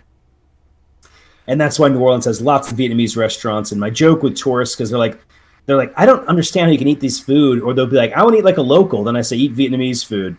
Like, seriously, like around here, the two most popular bits of local food are po' boys and Vietnamese food. That's the most popular stuff with locals. We do not run around eating. Pretty solid, I think. It is, man. I love Vietnamese food. Got a lot of spice. Yeah, but we do not run around eating oysters all day, okay? So anyway. Oh, yeah, fun little random fact about Ford. He is the first president to use a teleprompter. Yes, that thing that every time there's a politician of the other party who uses one, well, that guy can't talk. He just reads off the teleprompter. What an idiot. Yeah, I mean, well, Nixon would give a speech like with the piece of paper in his hands. Yeah, it's just like, the anchor that I follow blindly, whether it be Glenn Beck, Keith Olbermann, or whoever. Now, they're smart. They use a teleprompter, but that's different. But your favorite politician who uses a teleprompter, total fucking moron.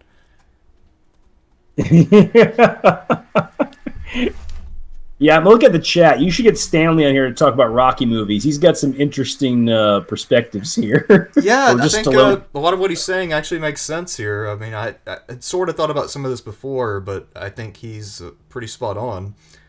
No, I thought the same. I thought most of the same stuff he did as well.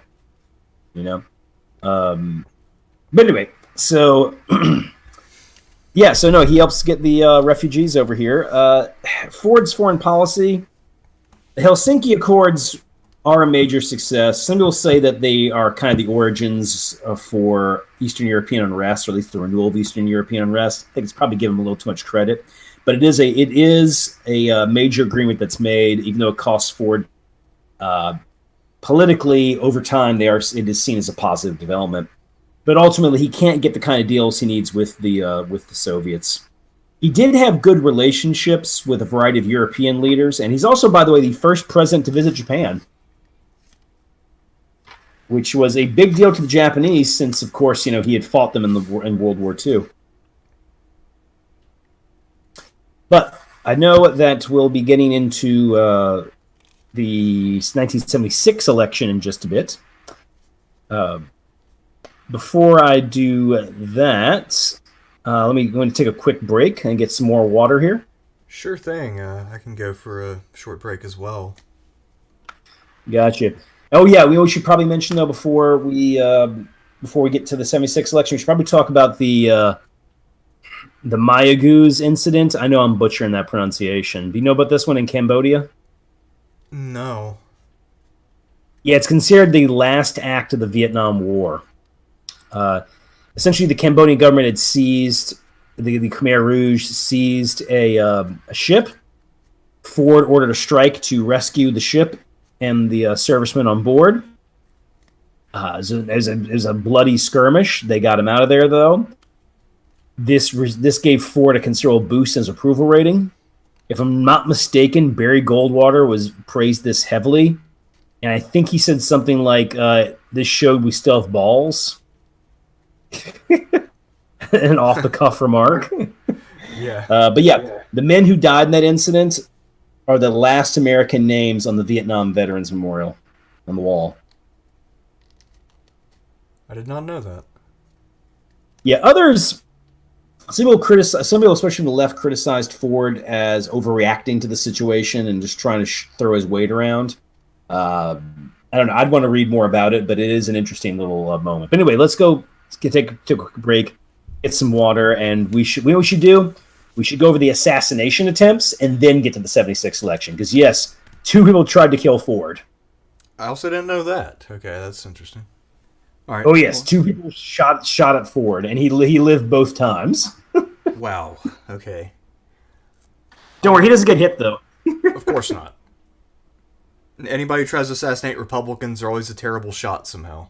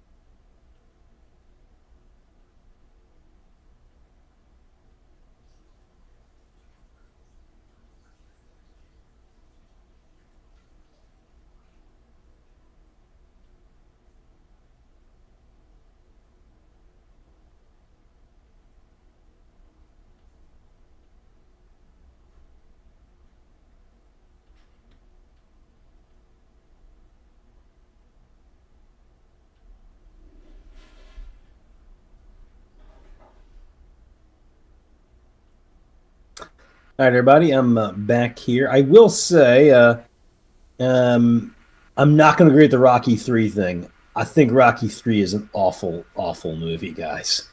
But your take on Mickey being the villain and Clover being a great troll, point well made, sir. Point well made. Yeah, we'll be getting into the two women who tried to kill Gerald Ford. Kind of especially a shocker that the first one didn't. Well, I guess it's not really a shocker when you get into her background, why she failed to complete the job.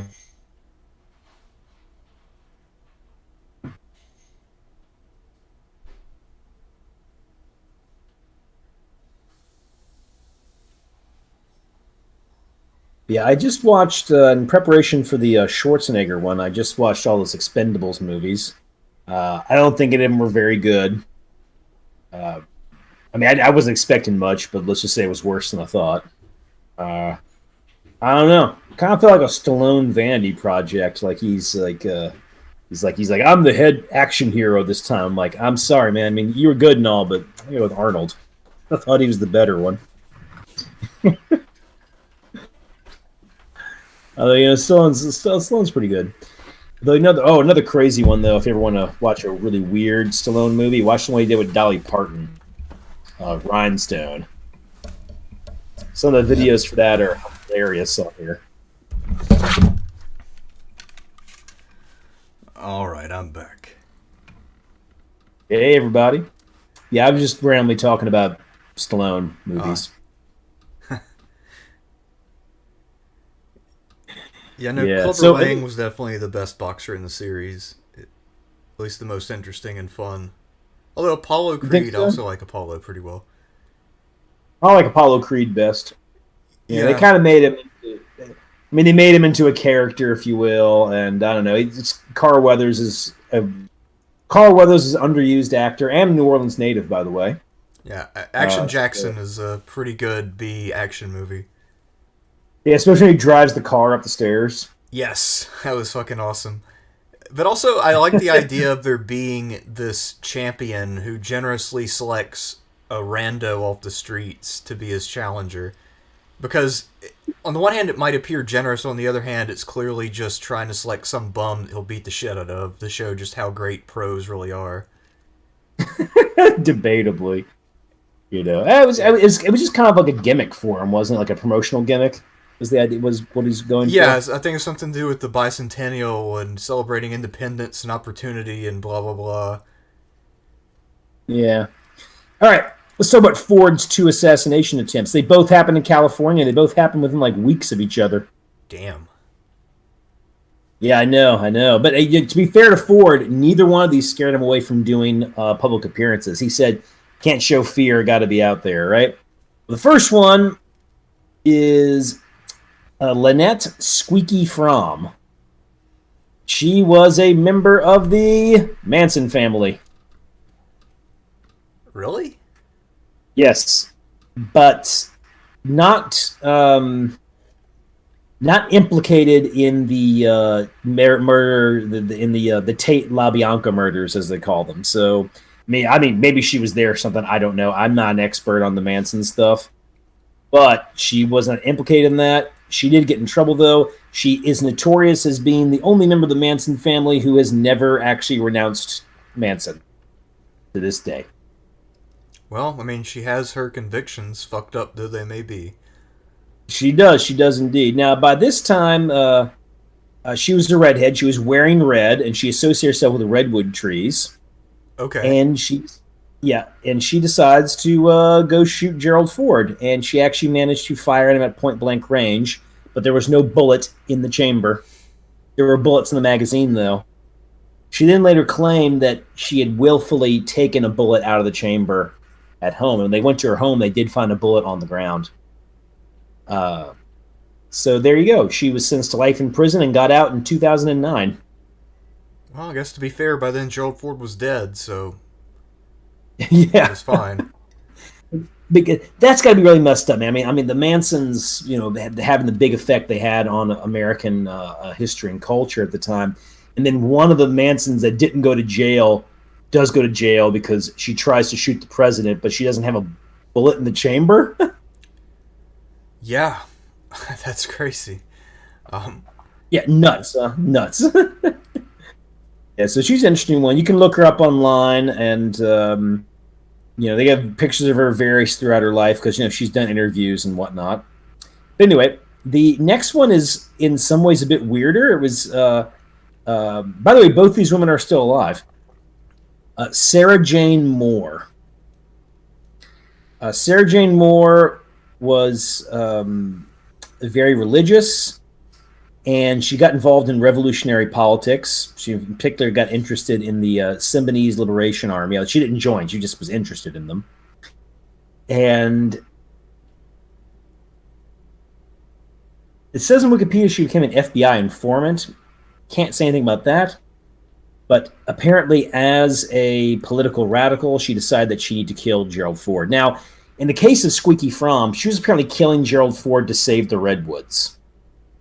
Right. Okay. Right. Absolutely. That makes a lot of sense. Because that's how you save Redwoods, right? Yeah. I mean, because what's his name, Nelson Rockefeller, if he became president, I mean, clearly he would have passed an all-time moratorium on cutting down redwoods. And precisely because his predecessor had been shot. Yeah, I want to kind of find the line on this one real quick. There was, when she gave her, reasons for Fromm, she was kind of like, I was trying to save the world sort of thing. Like one of those, really, out there ones, right? Yeah, to say the least. Yeah, like one of those things about, I was trying to save this, that, and the other, or something like that. I don't know, man. Anyway, so Sarah Jane Moore fired at Ford and missed. She was then taken down by a gentleman named Oliver Sipple. And at the time, she said that, am I sorry I tried? Yes and no. Yes, because it accomplished little except to throw away the rest of my life. And no, I'm not sorry I tried, because at the time it seemed a correct expression of my anger. At any rate, there you go. 2 women in California tried to kill Gerald Ford within a few weeks of each other. Neither was successful. Did he keep going back to California? Yeah, he did. Though, I mean, for Ford, what was scarier, that or the part where he almost falls off the aircraft carrier into a typhoon? Essentially, yeah, probably the aircraft carrier with the typhoon, I would say. Yeah, I think after that moment, he was like, you know what, I can take anything, right? Oh, here it is. Squeaky Fromm told the press that she came to get life, not just my life, but clean air, healthy water, and respect for creatures in creation. You're damn right. You go, Squeaky. That makes all the sense in the world. And people wonder why the left in the after the 60s had a precipitous decline in the 70s, right?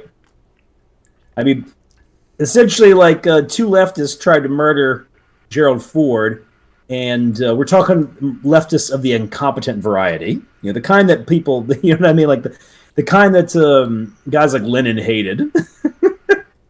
Yeah, I mean the kinds of people who sit in coffee shops and talk about theories they don't understand. And then eventually, one of them, who's obsessed with the redwoods and dresses in red, just take a shot at the president. But more terrifying for Ford is not the far left. By the mid-'70s, it's clear the black nationalist movement is dying. People like this, of course, make the left look even worse. And then by 1976, the polls are already showing that the country is not just becoming conservative, but somebody told Ford a lot of America's increasingly to the right of you, which for Ford would be surprising. He was used to being like Mr. Republican, Understand, while Ford, we call Ford a moderate. Say he was a moderate for this time. In the 60s, he would have been a bit more of a conservative, but he was one who was always willing to compromise. Ford did not think compromise was a dirty term at all. In the end, he wanted to get some kind of legislation passed, and he understood that there was a give and take with things. And honestly, he wasn't a terrible negotiator, that's for sure. I mean, the fact that he was able to get some of his policy initiatives, even though he faces a very hostile Congress, is pretty impressive, I would say, considering. But anyway, so what happens is that he knows that he's getting challenged from the right by Ronald Reagan. There was some threat of a challenge from the left, that being Nelson Rockefeller. And Rockefeller, of course, was his vice president. Ford and Rockefeller got along well. Rockefeller was loyal to him, backed up Ford throughout these difficult times. But we shouldn't say they were closer friends, though.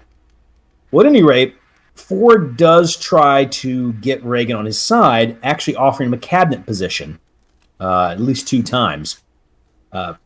Reagan turns down both of those. They disliked each other. I wouldn't call it hatred, though. But, Reagan thought that Ford was an accidental president who wasn't really a strong leader, and Ford thought Reagan was an idiot. That's simple, really. So they both had the measure of each other. Yeah, in some ways they both had the measure of each other. You could say that. Rockefeller was dropped by Ford because they decided that he was too much of a lodestone around his neck because, Rockefeller is the leader of the liberal Republicans. So a lot of people felt that Ford wasn't right-wing enough or pointed to the fact that, hey, the leader of the faction that we hate in this party is your number 2 man. It also, it doesn't help that Rockefeller, by that time, is becoming increasingly unpopular. It's kind of thing where you've been around politics for so long, you kind of start to smell, right? Yeah. So there's some of that going on. And it seems there's some indication that Ford might have hoped that if he dropped Rockefeller, he might get Reagan to be his vice president. I think this is a dumb idea, though. Once again, Ford actually admitted this one time. He said, I never understood Reagan. And that's you can clearly see he doesn't understand it because Reagan obviously wants to be president, not vice president. Should we know, too, that Rockefeller's ouster was part of Cheney, Rumsfeld, and their faction consolidating their power within the Ford administration. Well, at any rate, they're going to go toe-to-toe in the primaries. Ford will win the first 3 primaries.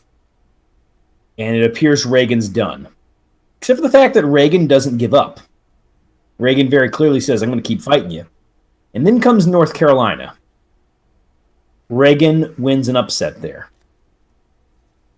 He does it in large part with the help of Jesse Helms. You're from North Carolina. Got any opinions on Jesse Helms? There was a professor at App when I was there. He'd written a whole biography of Jesse Helms, and he kind of talked about Jesse Helms as sort of the big stain on North Carolina history. Like as if he was like the one person in the last generation who really made the entire state look like a bunch of raging racist. Because Jesse Helms, even by the standards of the 60s and 70s, was very racist. Yeah, the famous White Hands ad.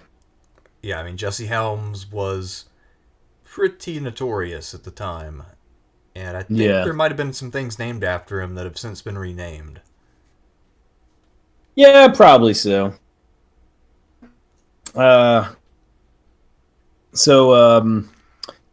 This now becomes an extremely fierce fight. Ford will eventually get a majority of delegates, but by some very thin margins. So Reagan had come pretty close winning. Now, one of the big mistakes Reagan made was he picked a guy named I can't pronounce his name. It's like Schweiker or something as his running mate, which is weird. He chose the running mate before the fight had been determined.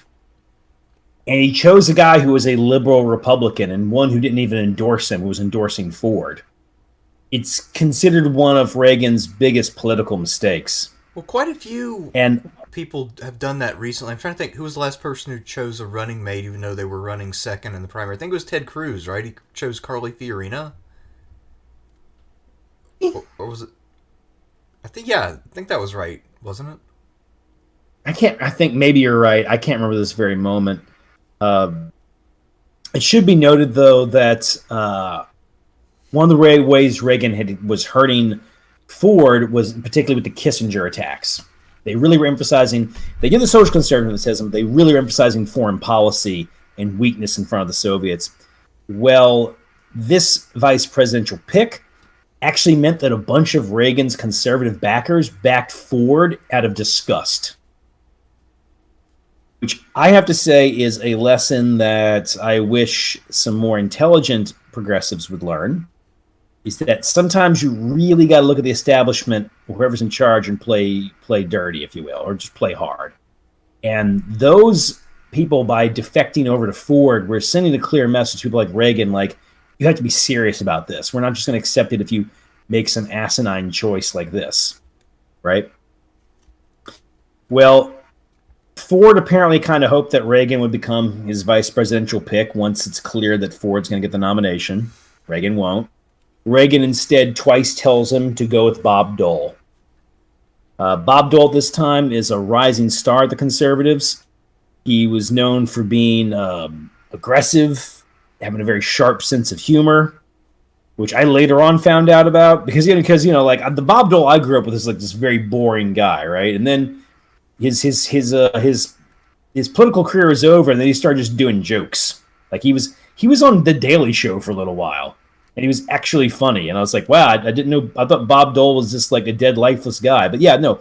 In the 70s, he was known for having this freedom attack dog, the sharp wit. He is, at this point, one of the conservative darlings, but he's also one who does have some negotiation skills, so he's a little more palatable to the moderates. So eventually that's going to be who Ford goes with. Anyway, the convention speech part is really interesting to me. So Ford gives what is one of his few good speeches, or at least the opening of the speech. Because when he's up there to give the nomination thing, you can see there's actually a look of joy in his face. Like, I've been involved in the political fight of my life, and I am victorious. I'm here to tell you what I'm going to do. And the speech does start off pretty strong, but I watched it, well, not all the way through, but it's because it's like 40 minutes long. He does start to lose some steam. But I have to say, compared to other Ford speeches I watched, it's probably the best one. Well, Reagan is actually the one who closes out the convention. Like, Ford turned to Reagan and said, we want to make some remarks. So Reagan gave a short speech that was impromptu. He barely mentioned Ford in the speech. And I got to say, you can see the reactions of people in the audience, like, perking up, getting excited. And they say that at that moment, and they say in the YouTube comments, but I have read since then that really was a speech that convinced a lot of the Republicans who had been unsure about Reagan that he was the man they wanted in the future, and that maybe they had nominated the wrong guy.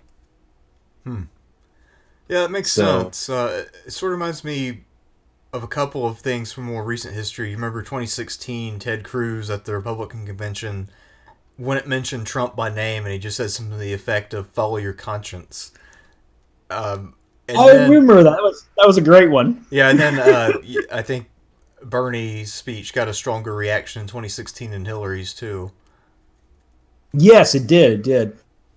I have to say, it's for anybody interested in it, I really do recommend, like, watch the Ford speech, or at least, like, definitely watch the beginning, because the beginning, he's strong. It's a long speech, so he's kind of fading out a bit.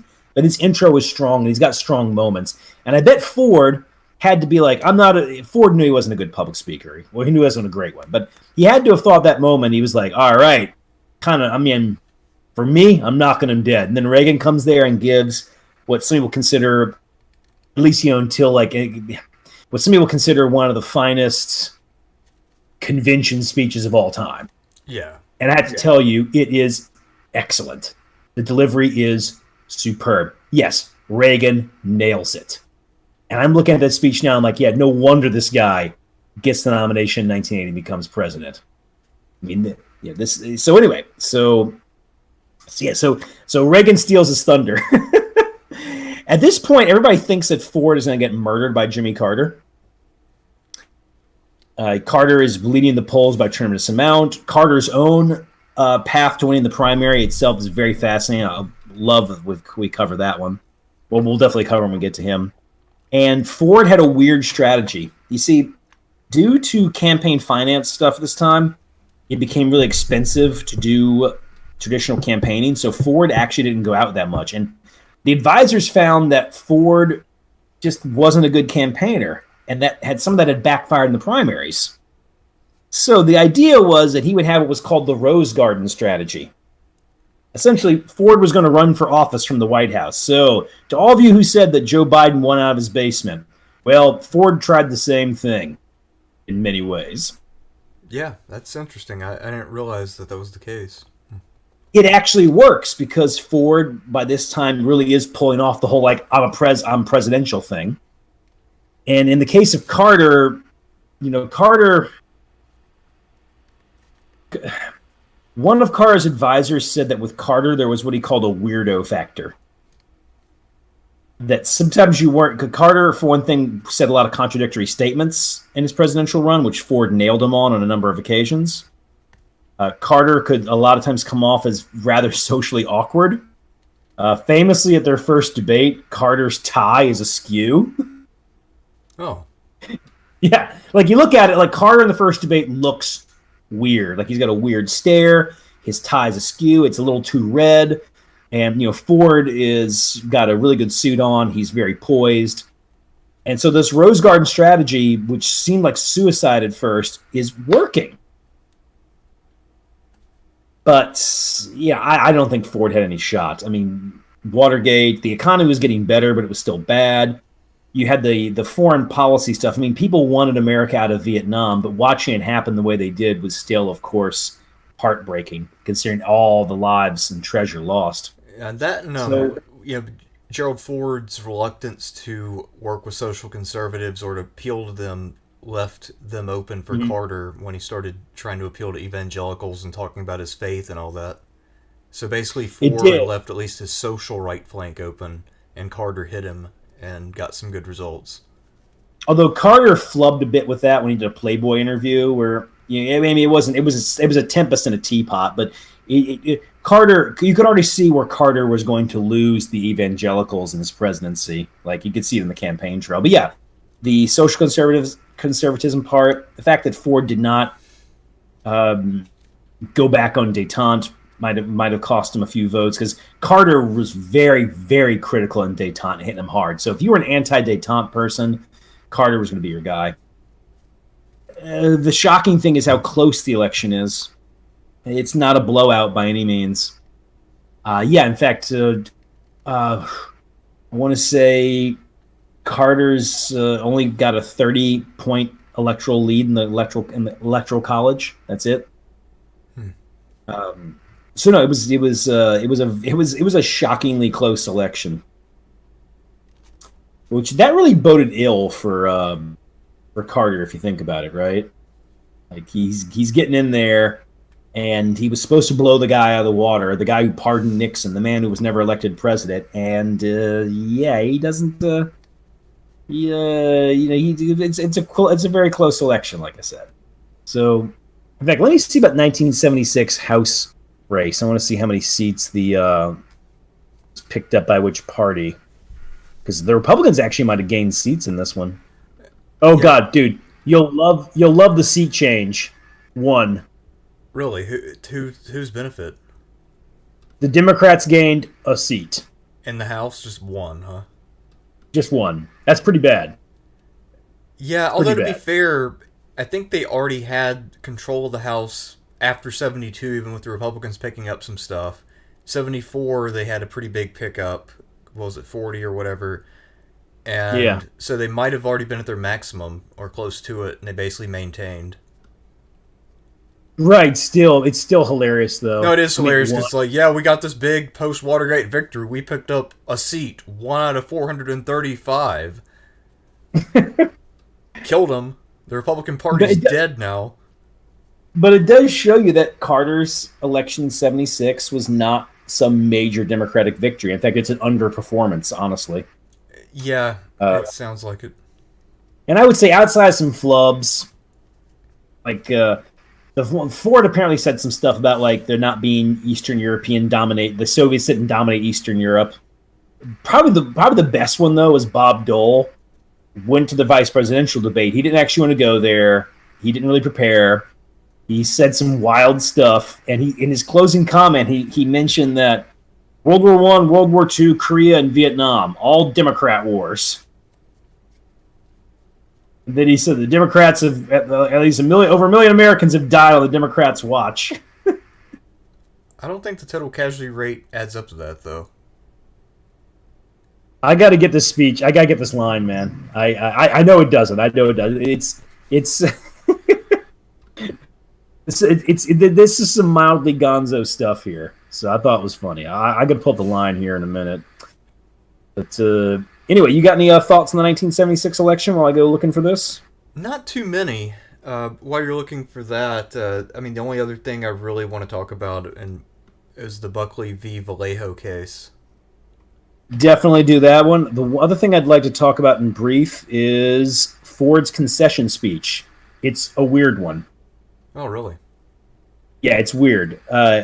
So Ford was having problems with his voice, and he was obviously very upset because, he had lost this election. It was very close, and kind of like John Kerry, like he kind of knew he was on the edge. But the few days beforehand, they were telling him like, "You've got it."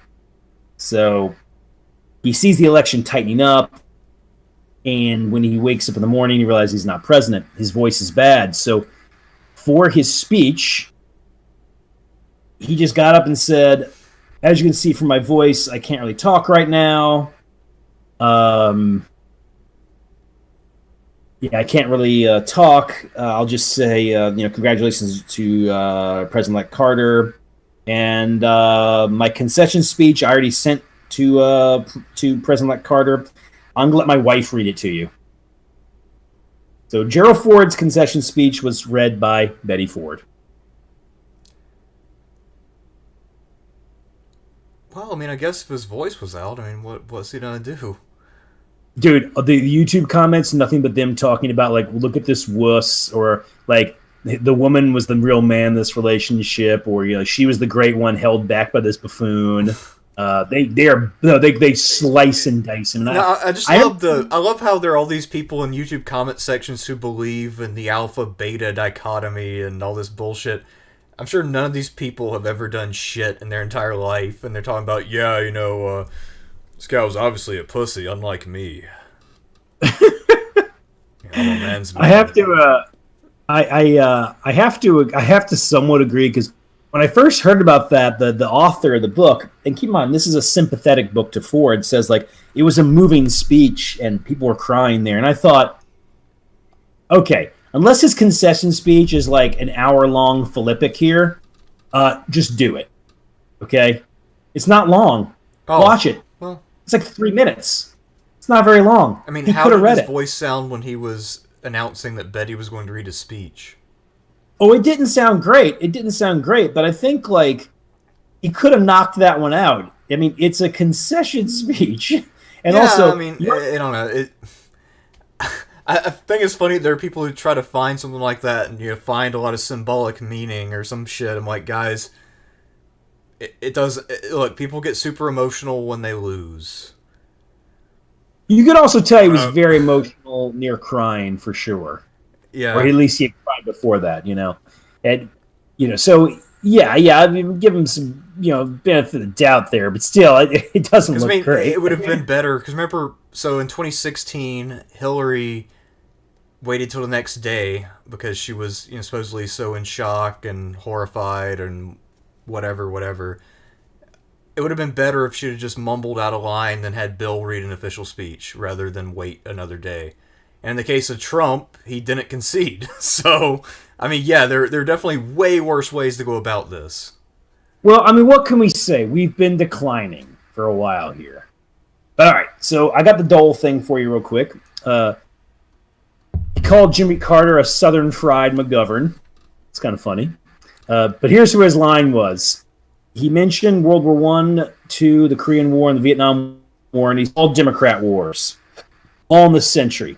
I figured up the other day, if we added up all the killed and wounded in Democrat wars in this century, it would be about 1.6 million Americans, enough to fill the city of Detroit. It'd really be more like 500,000 Americans, but that's okay. Well, no, he was talking about killed and wounded. Oh, killed and wounded. Well, Okay. But still, this whole remark, he was like, Democrat wars. Yeah. Because if the Republicans had been in power, there's no way we'd have gotten sucked into World War I or II or Korea or Vietnam. No possible way. Because it's not like our... World War II, maybe. Maybe. I'm not saying that's the right thing, though. I'm just saying maybe. But anyway, you want to do the Buckley Vallejo? Sure. So one thing that I did look up because I was curious about it. So many of you know that a lot of the path that we've had to money in politics being what it is today and corporate influence being what it is today came due to a series of Supreme Court decisions, most of which were made in the 1970s. And one of the major ones was made while Ford was in office. Granted, as the president, he clearly is not immediately in charge of these things, but as Sean was talking about, Ford was a deregulation guy, and increasing corporate representation in government is very much a part of that, or at least a facilitating factor in this. So the more corporate money you have, the more deregulation you get. So Buckley v. Vallejo, it was argued in 1975, decided in early 1976. The court decided, they said that it was important that we should prevent corruption or the appearance thereof in order to avoid undermining representative democracy. But then they said that the way that you do this is not by limiting how much an individual or entity can contribute, but just by limiting how much one can contribute to a single candidate. So what this created, in effect, were political action committees, where what you do is rather than giving money directed to a candidate, you spend an unlimited amount of money on their behalf, running ads about them. And then, of course, later you get rules about how PACs and super PACs can't directly communicate with candidates, rules that obviously don't ever get obeyed.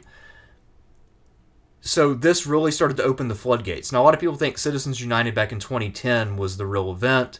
That was more just injecting roids into what was already existing. Buckley v. Vallejo is one of the most important Supreme Court decisions ever. And because of the way the Supreme Court operates on precedent, this started the idea that individuals, organizations such as political action committees, and corporations should be able to do literally whatever they want and spend as much money as they want on any cause, candidate, issue, etc. So this was a hugely important but undoubtedly underreported event, which would later cause the rise of corporate power that we'll see happen with Carter, especially after 1978, and then throughout the 80s and beyond.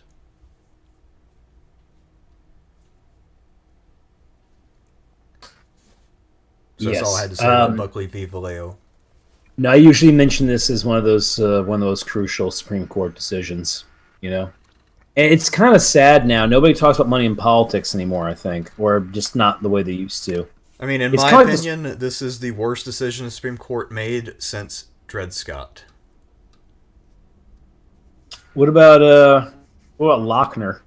I'm not sure what that is right offhand. It's a pretty bad one. There's also the one that upholds the the Japanese internment. Oh well, yeah. I mean, of course, there's some I'm forgetting, but that's the point I'm trying to make. I mean, there have been some real shit show decisions in the past, but in terms of enduring or lasting damage, because all of those, of course, eventually got overturned or we moved beyond them, this one is still fucking us up the ass, though. Yeah, Plessy v. Ferguson, pretty bad. There's a lot of them that are bad, but at least their effects eventually did get nullified. The thing that makes Buckley v. Vallejo so bad is that it is still with us. And it has not only remained with us, but has been reinforced and doubled down upon. Yeah. And honestly, we'll of course continue to be naturally. Because precedent. There's no. Well, I mean, it's just no. I mean, Prez can be thrown out any time, of course. Just that there's no force behind getting rid of it or overturning it. There's no force behind it. it would appear that after being upset about Citizens United for a few years, that the Democrats are essentially okay with it at this point. Like I said, I'm not saying nobody talks about money in politics, but people don't talk about the same amount of energy that they were even 5 years ago. Yeah, no, that's true. I mean, Yeah. I feel like it reached its peak as an issue. Early 2010s, people talked about it for a while. There were books published that the authors would go on the late night talk shows and talk about their books. And then it kind of went quiet. 2015 and 16, Bernie's running. He talks about it a lot. Then gets buried during the Trump years. Bernie brings it up some during the 2020 cycle, not as much. But yeah, Well, ultimately, there's one of the big problems that any Democrat has running with that one is that there's absolutely no way with this issue to tie it to race or gender. yeah, And at the same time, if you're the party that the rich are backing, and the rich are now backing the Democrats, make no mistake about it, why would you turn down the money? yeah.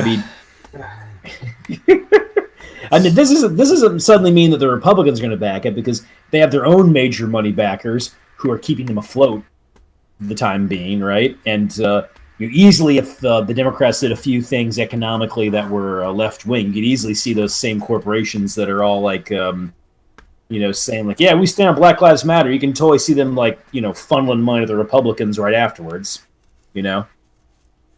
because so there you go.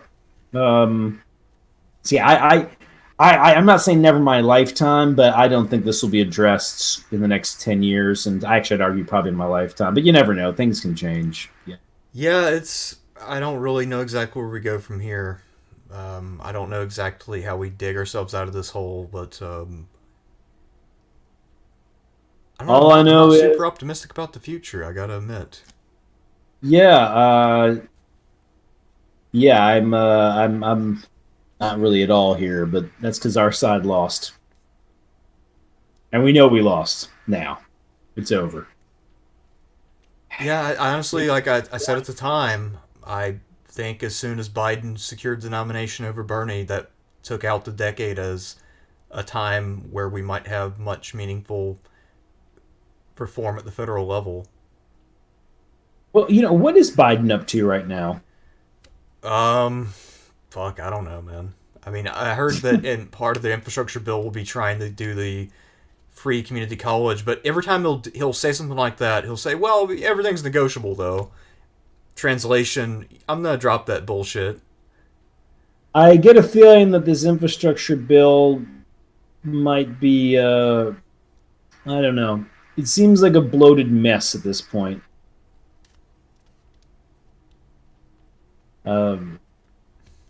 I'm not even saying I disagree with. I mean, I had to look more into it. Just that I hear things about it, and I go oh, this kind of sounds like a bloated mess that could easily be attacked the same way that the Affordable Care Act was attacked. I guess I'm afraid of a repeat of that fiasco.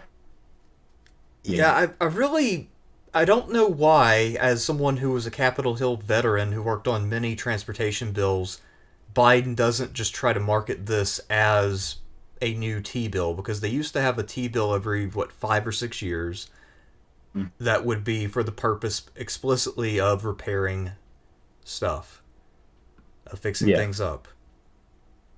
Just market it that way. Why not? What's the problem?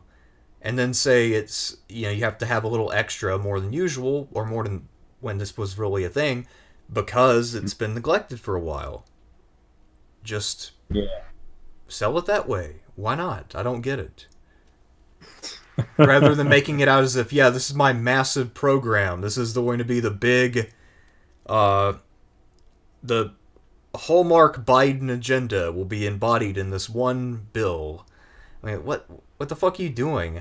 I mean, you've been in Congress since the dawn of man. You know that there's a tradition here of passing T bills. I don't know. I did want to ask you, so closing up the Ford stuff now, because I'll probably have to turn in soon. I got up a little too early yesterday, but anyway, what do you make of the Ford presidency now that we've gone over his stint?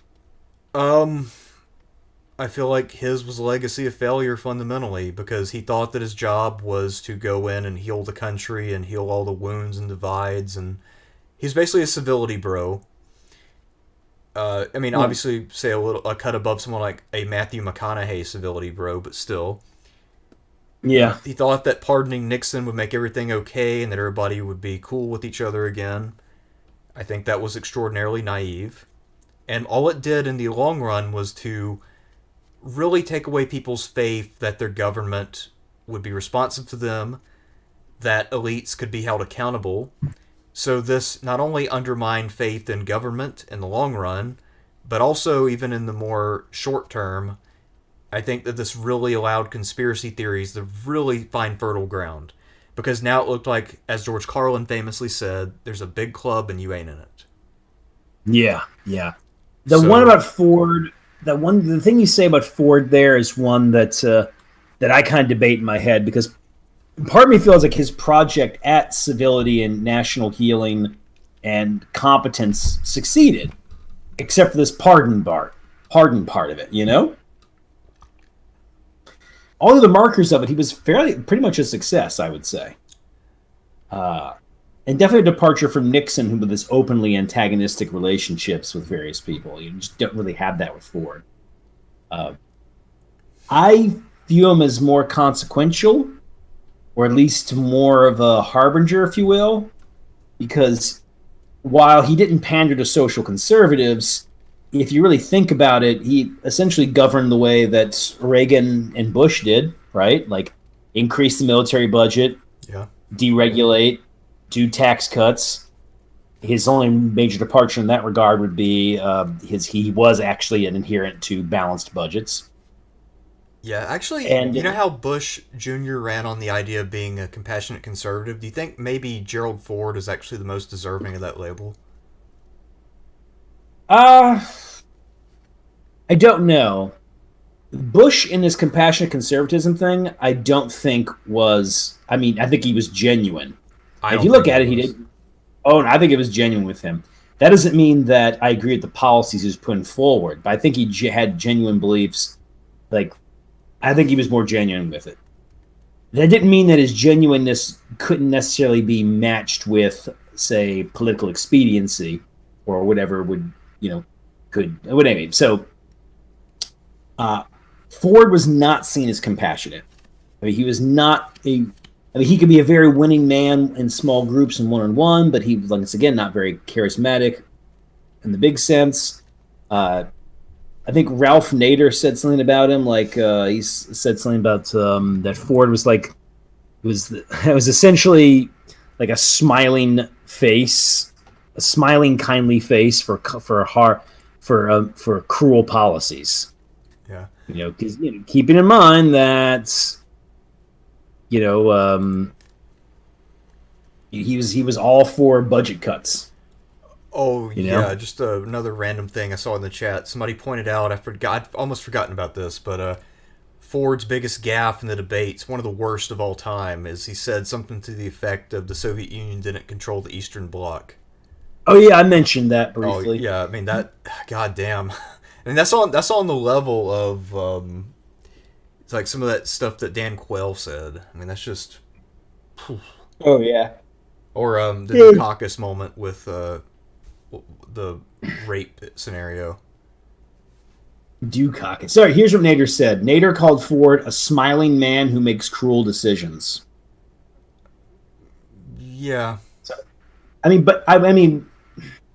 he wasn't going to go quite so all out. So, for instance, there was expansion of unemployment benefits during his presidency.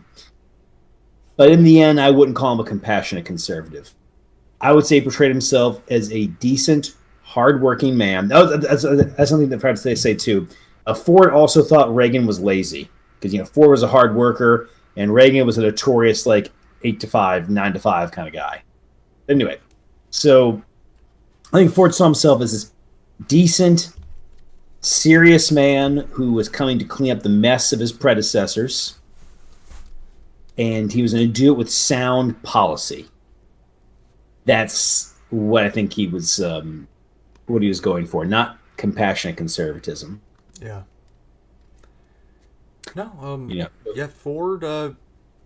I guess doing some of the research for this, I did learn more about him. He's a more clever politician than I thought, and probably just more yes, intelligent in general than I realized. But I yeah, still definitely. regard him as a failure. I mean, I know that he was in a rough spot and that he did get some things passed, but he put us up on a course that ultimately proved to make the country worse. Yeah, yeah, I could see that, especially like I'm saying that I view him as a bit of a harbinger for what the Republican Party is essentially going to be and do for decades, And I guess, with he exceptions. later tried to claim that he was trying to save the country from Reagan by running against him twice in the primaries. Of course, the second time, 1980, he loses. Yeah. Um, but yeah, from what you're saying about a lot of his policies, the differences would not have been that dramatic between a Ford No, one could 1980 and a argue Reagan that 1980. maybe.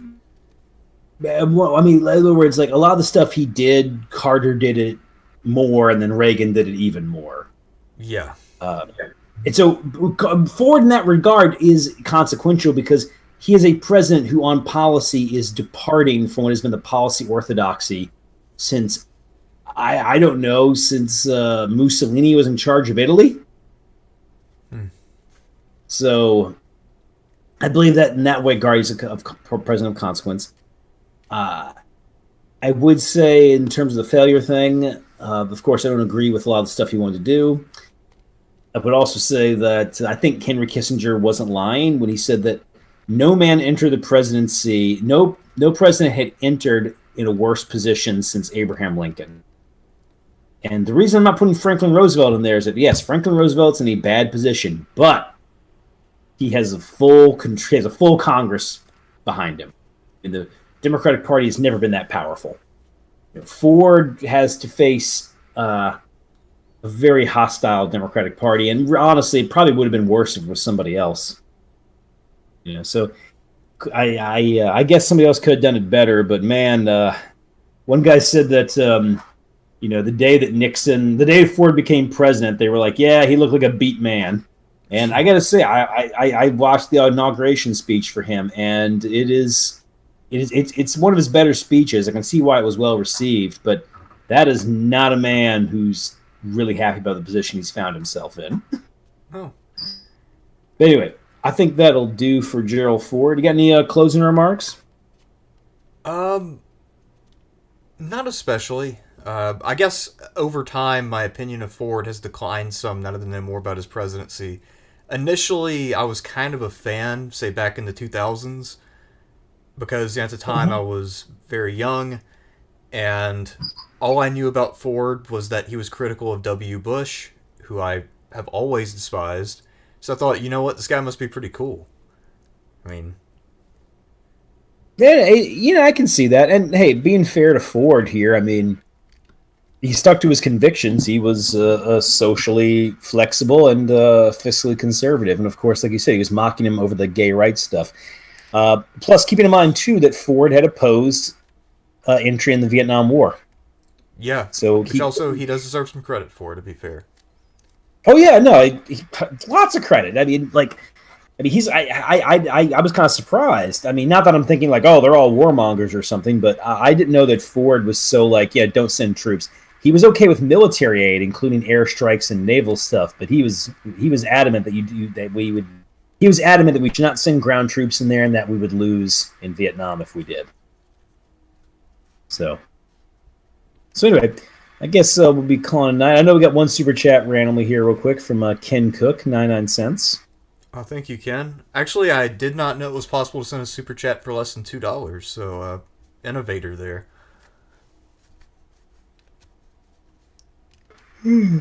Yeah, indeed, man. Anyway, guys, I want to thank you all for coming in to join us for the Gerald Ford episode. We'll next month we'll of course do Peanut Farmer. Yep. So in closing, I'd just like to say we will see you all next week. What are we going to do next week, Sean? I don't know. You should probably choose something that'll be easy on you since you got all the stuff going on. Okay, I'll have to look at the official list. Somebody said we must be running out of ideas because we're doing Ford. Um, But we actually literally have a list with, 40 things on it, so I don't think we're in danger of running out of ideas. Yeah, we're just doing this stuff in order, kids. Yeah. So anyway, until next time, I'm Thersites the Historian, and you're not. Good night. Yeah, what's with the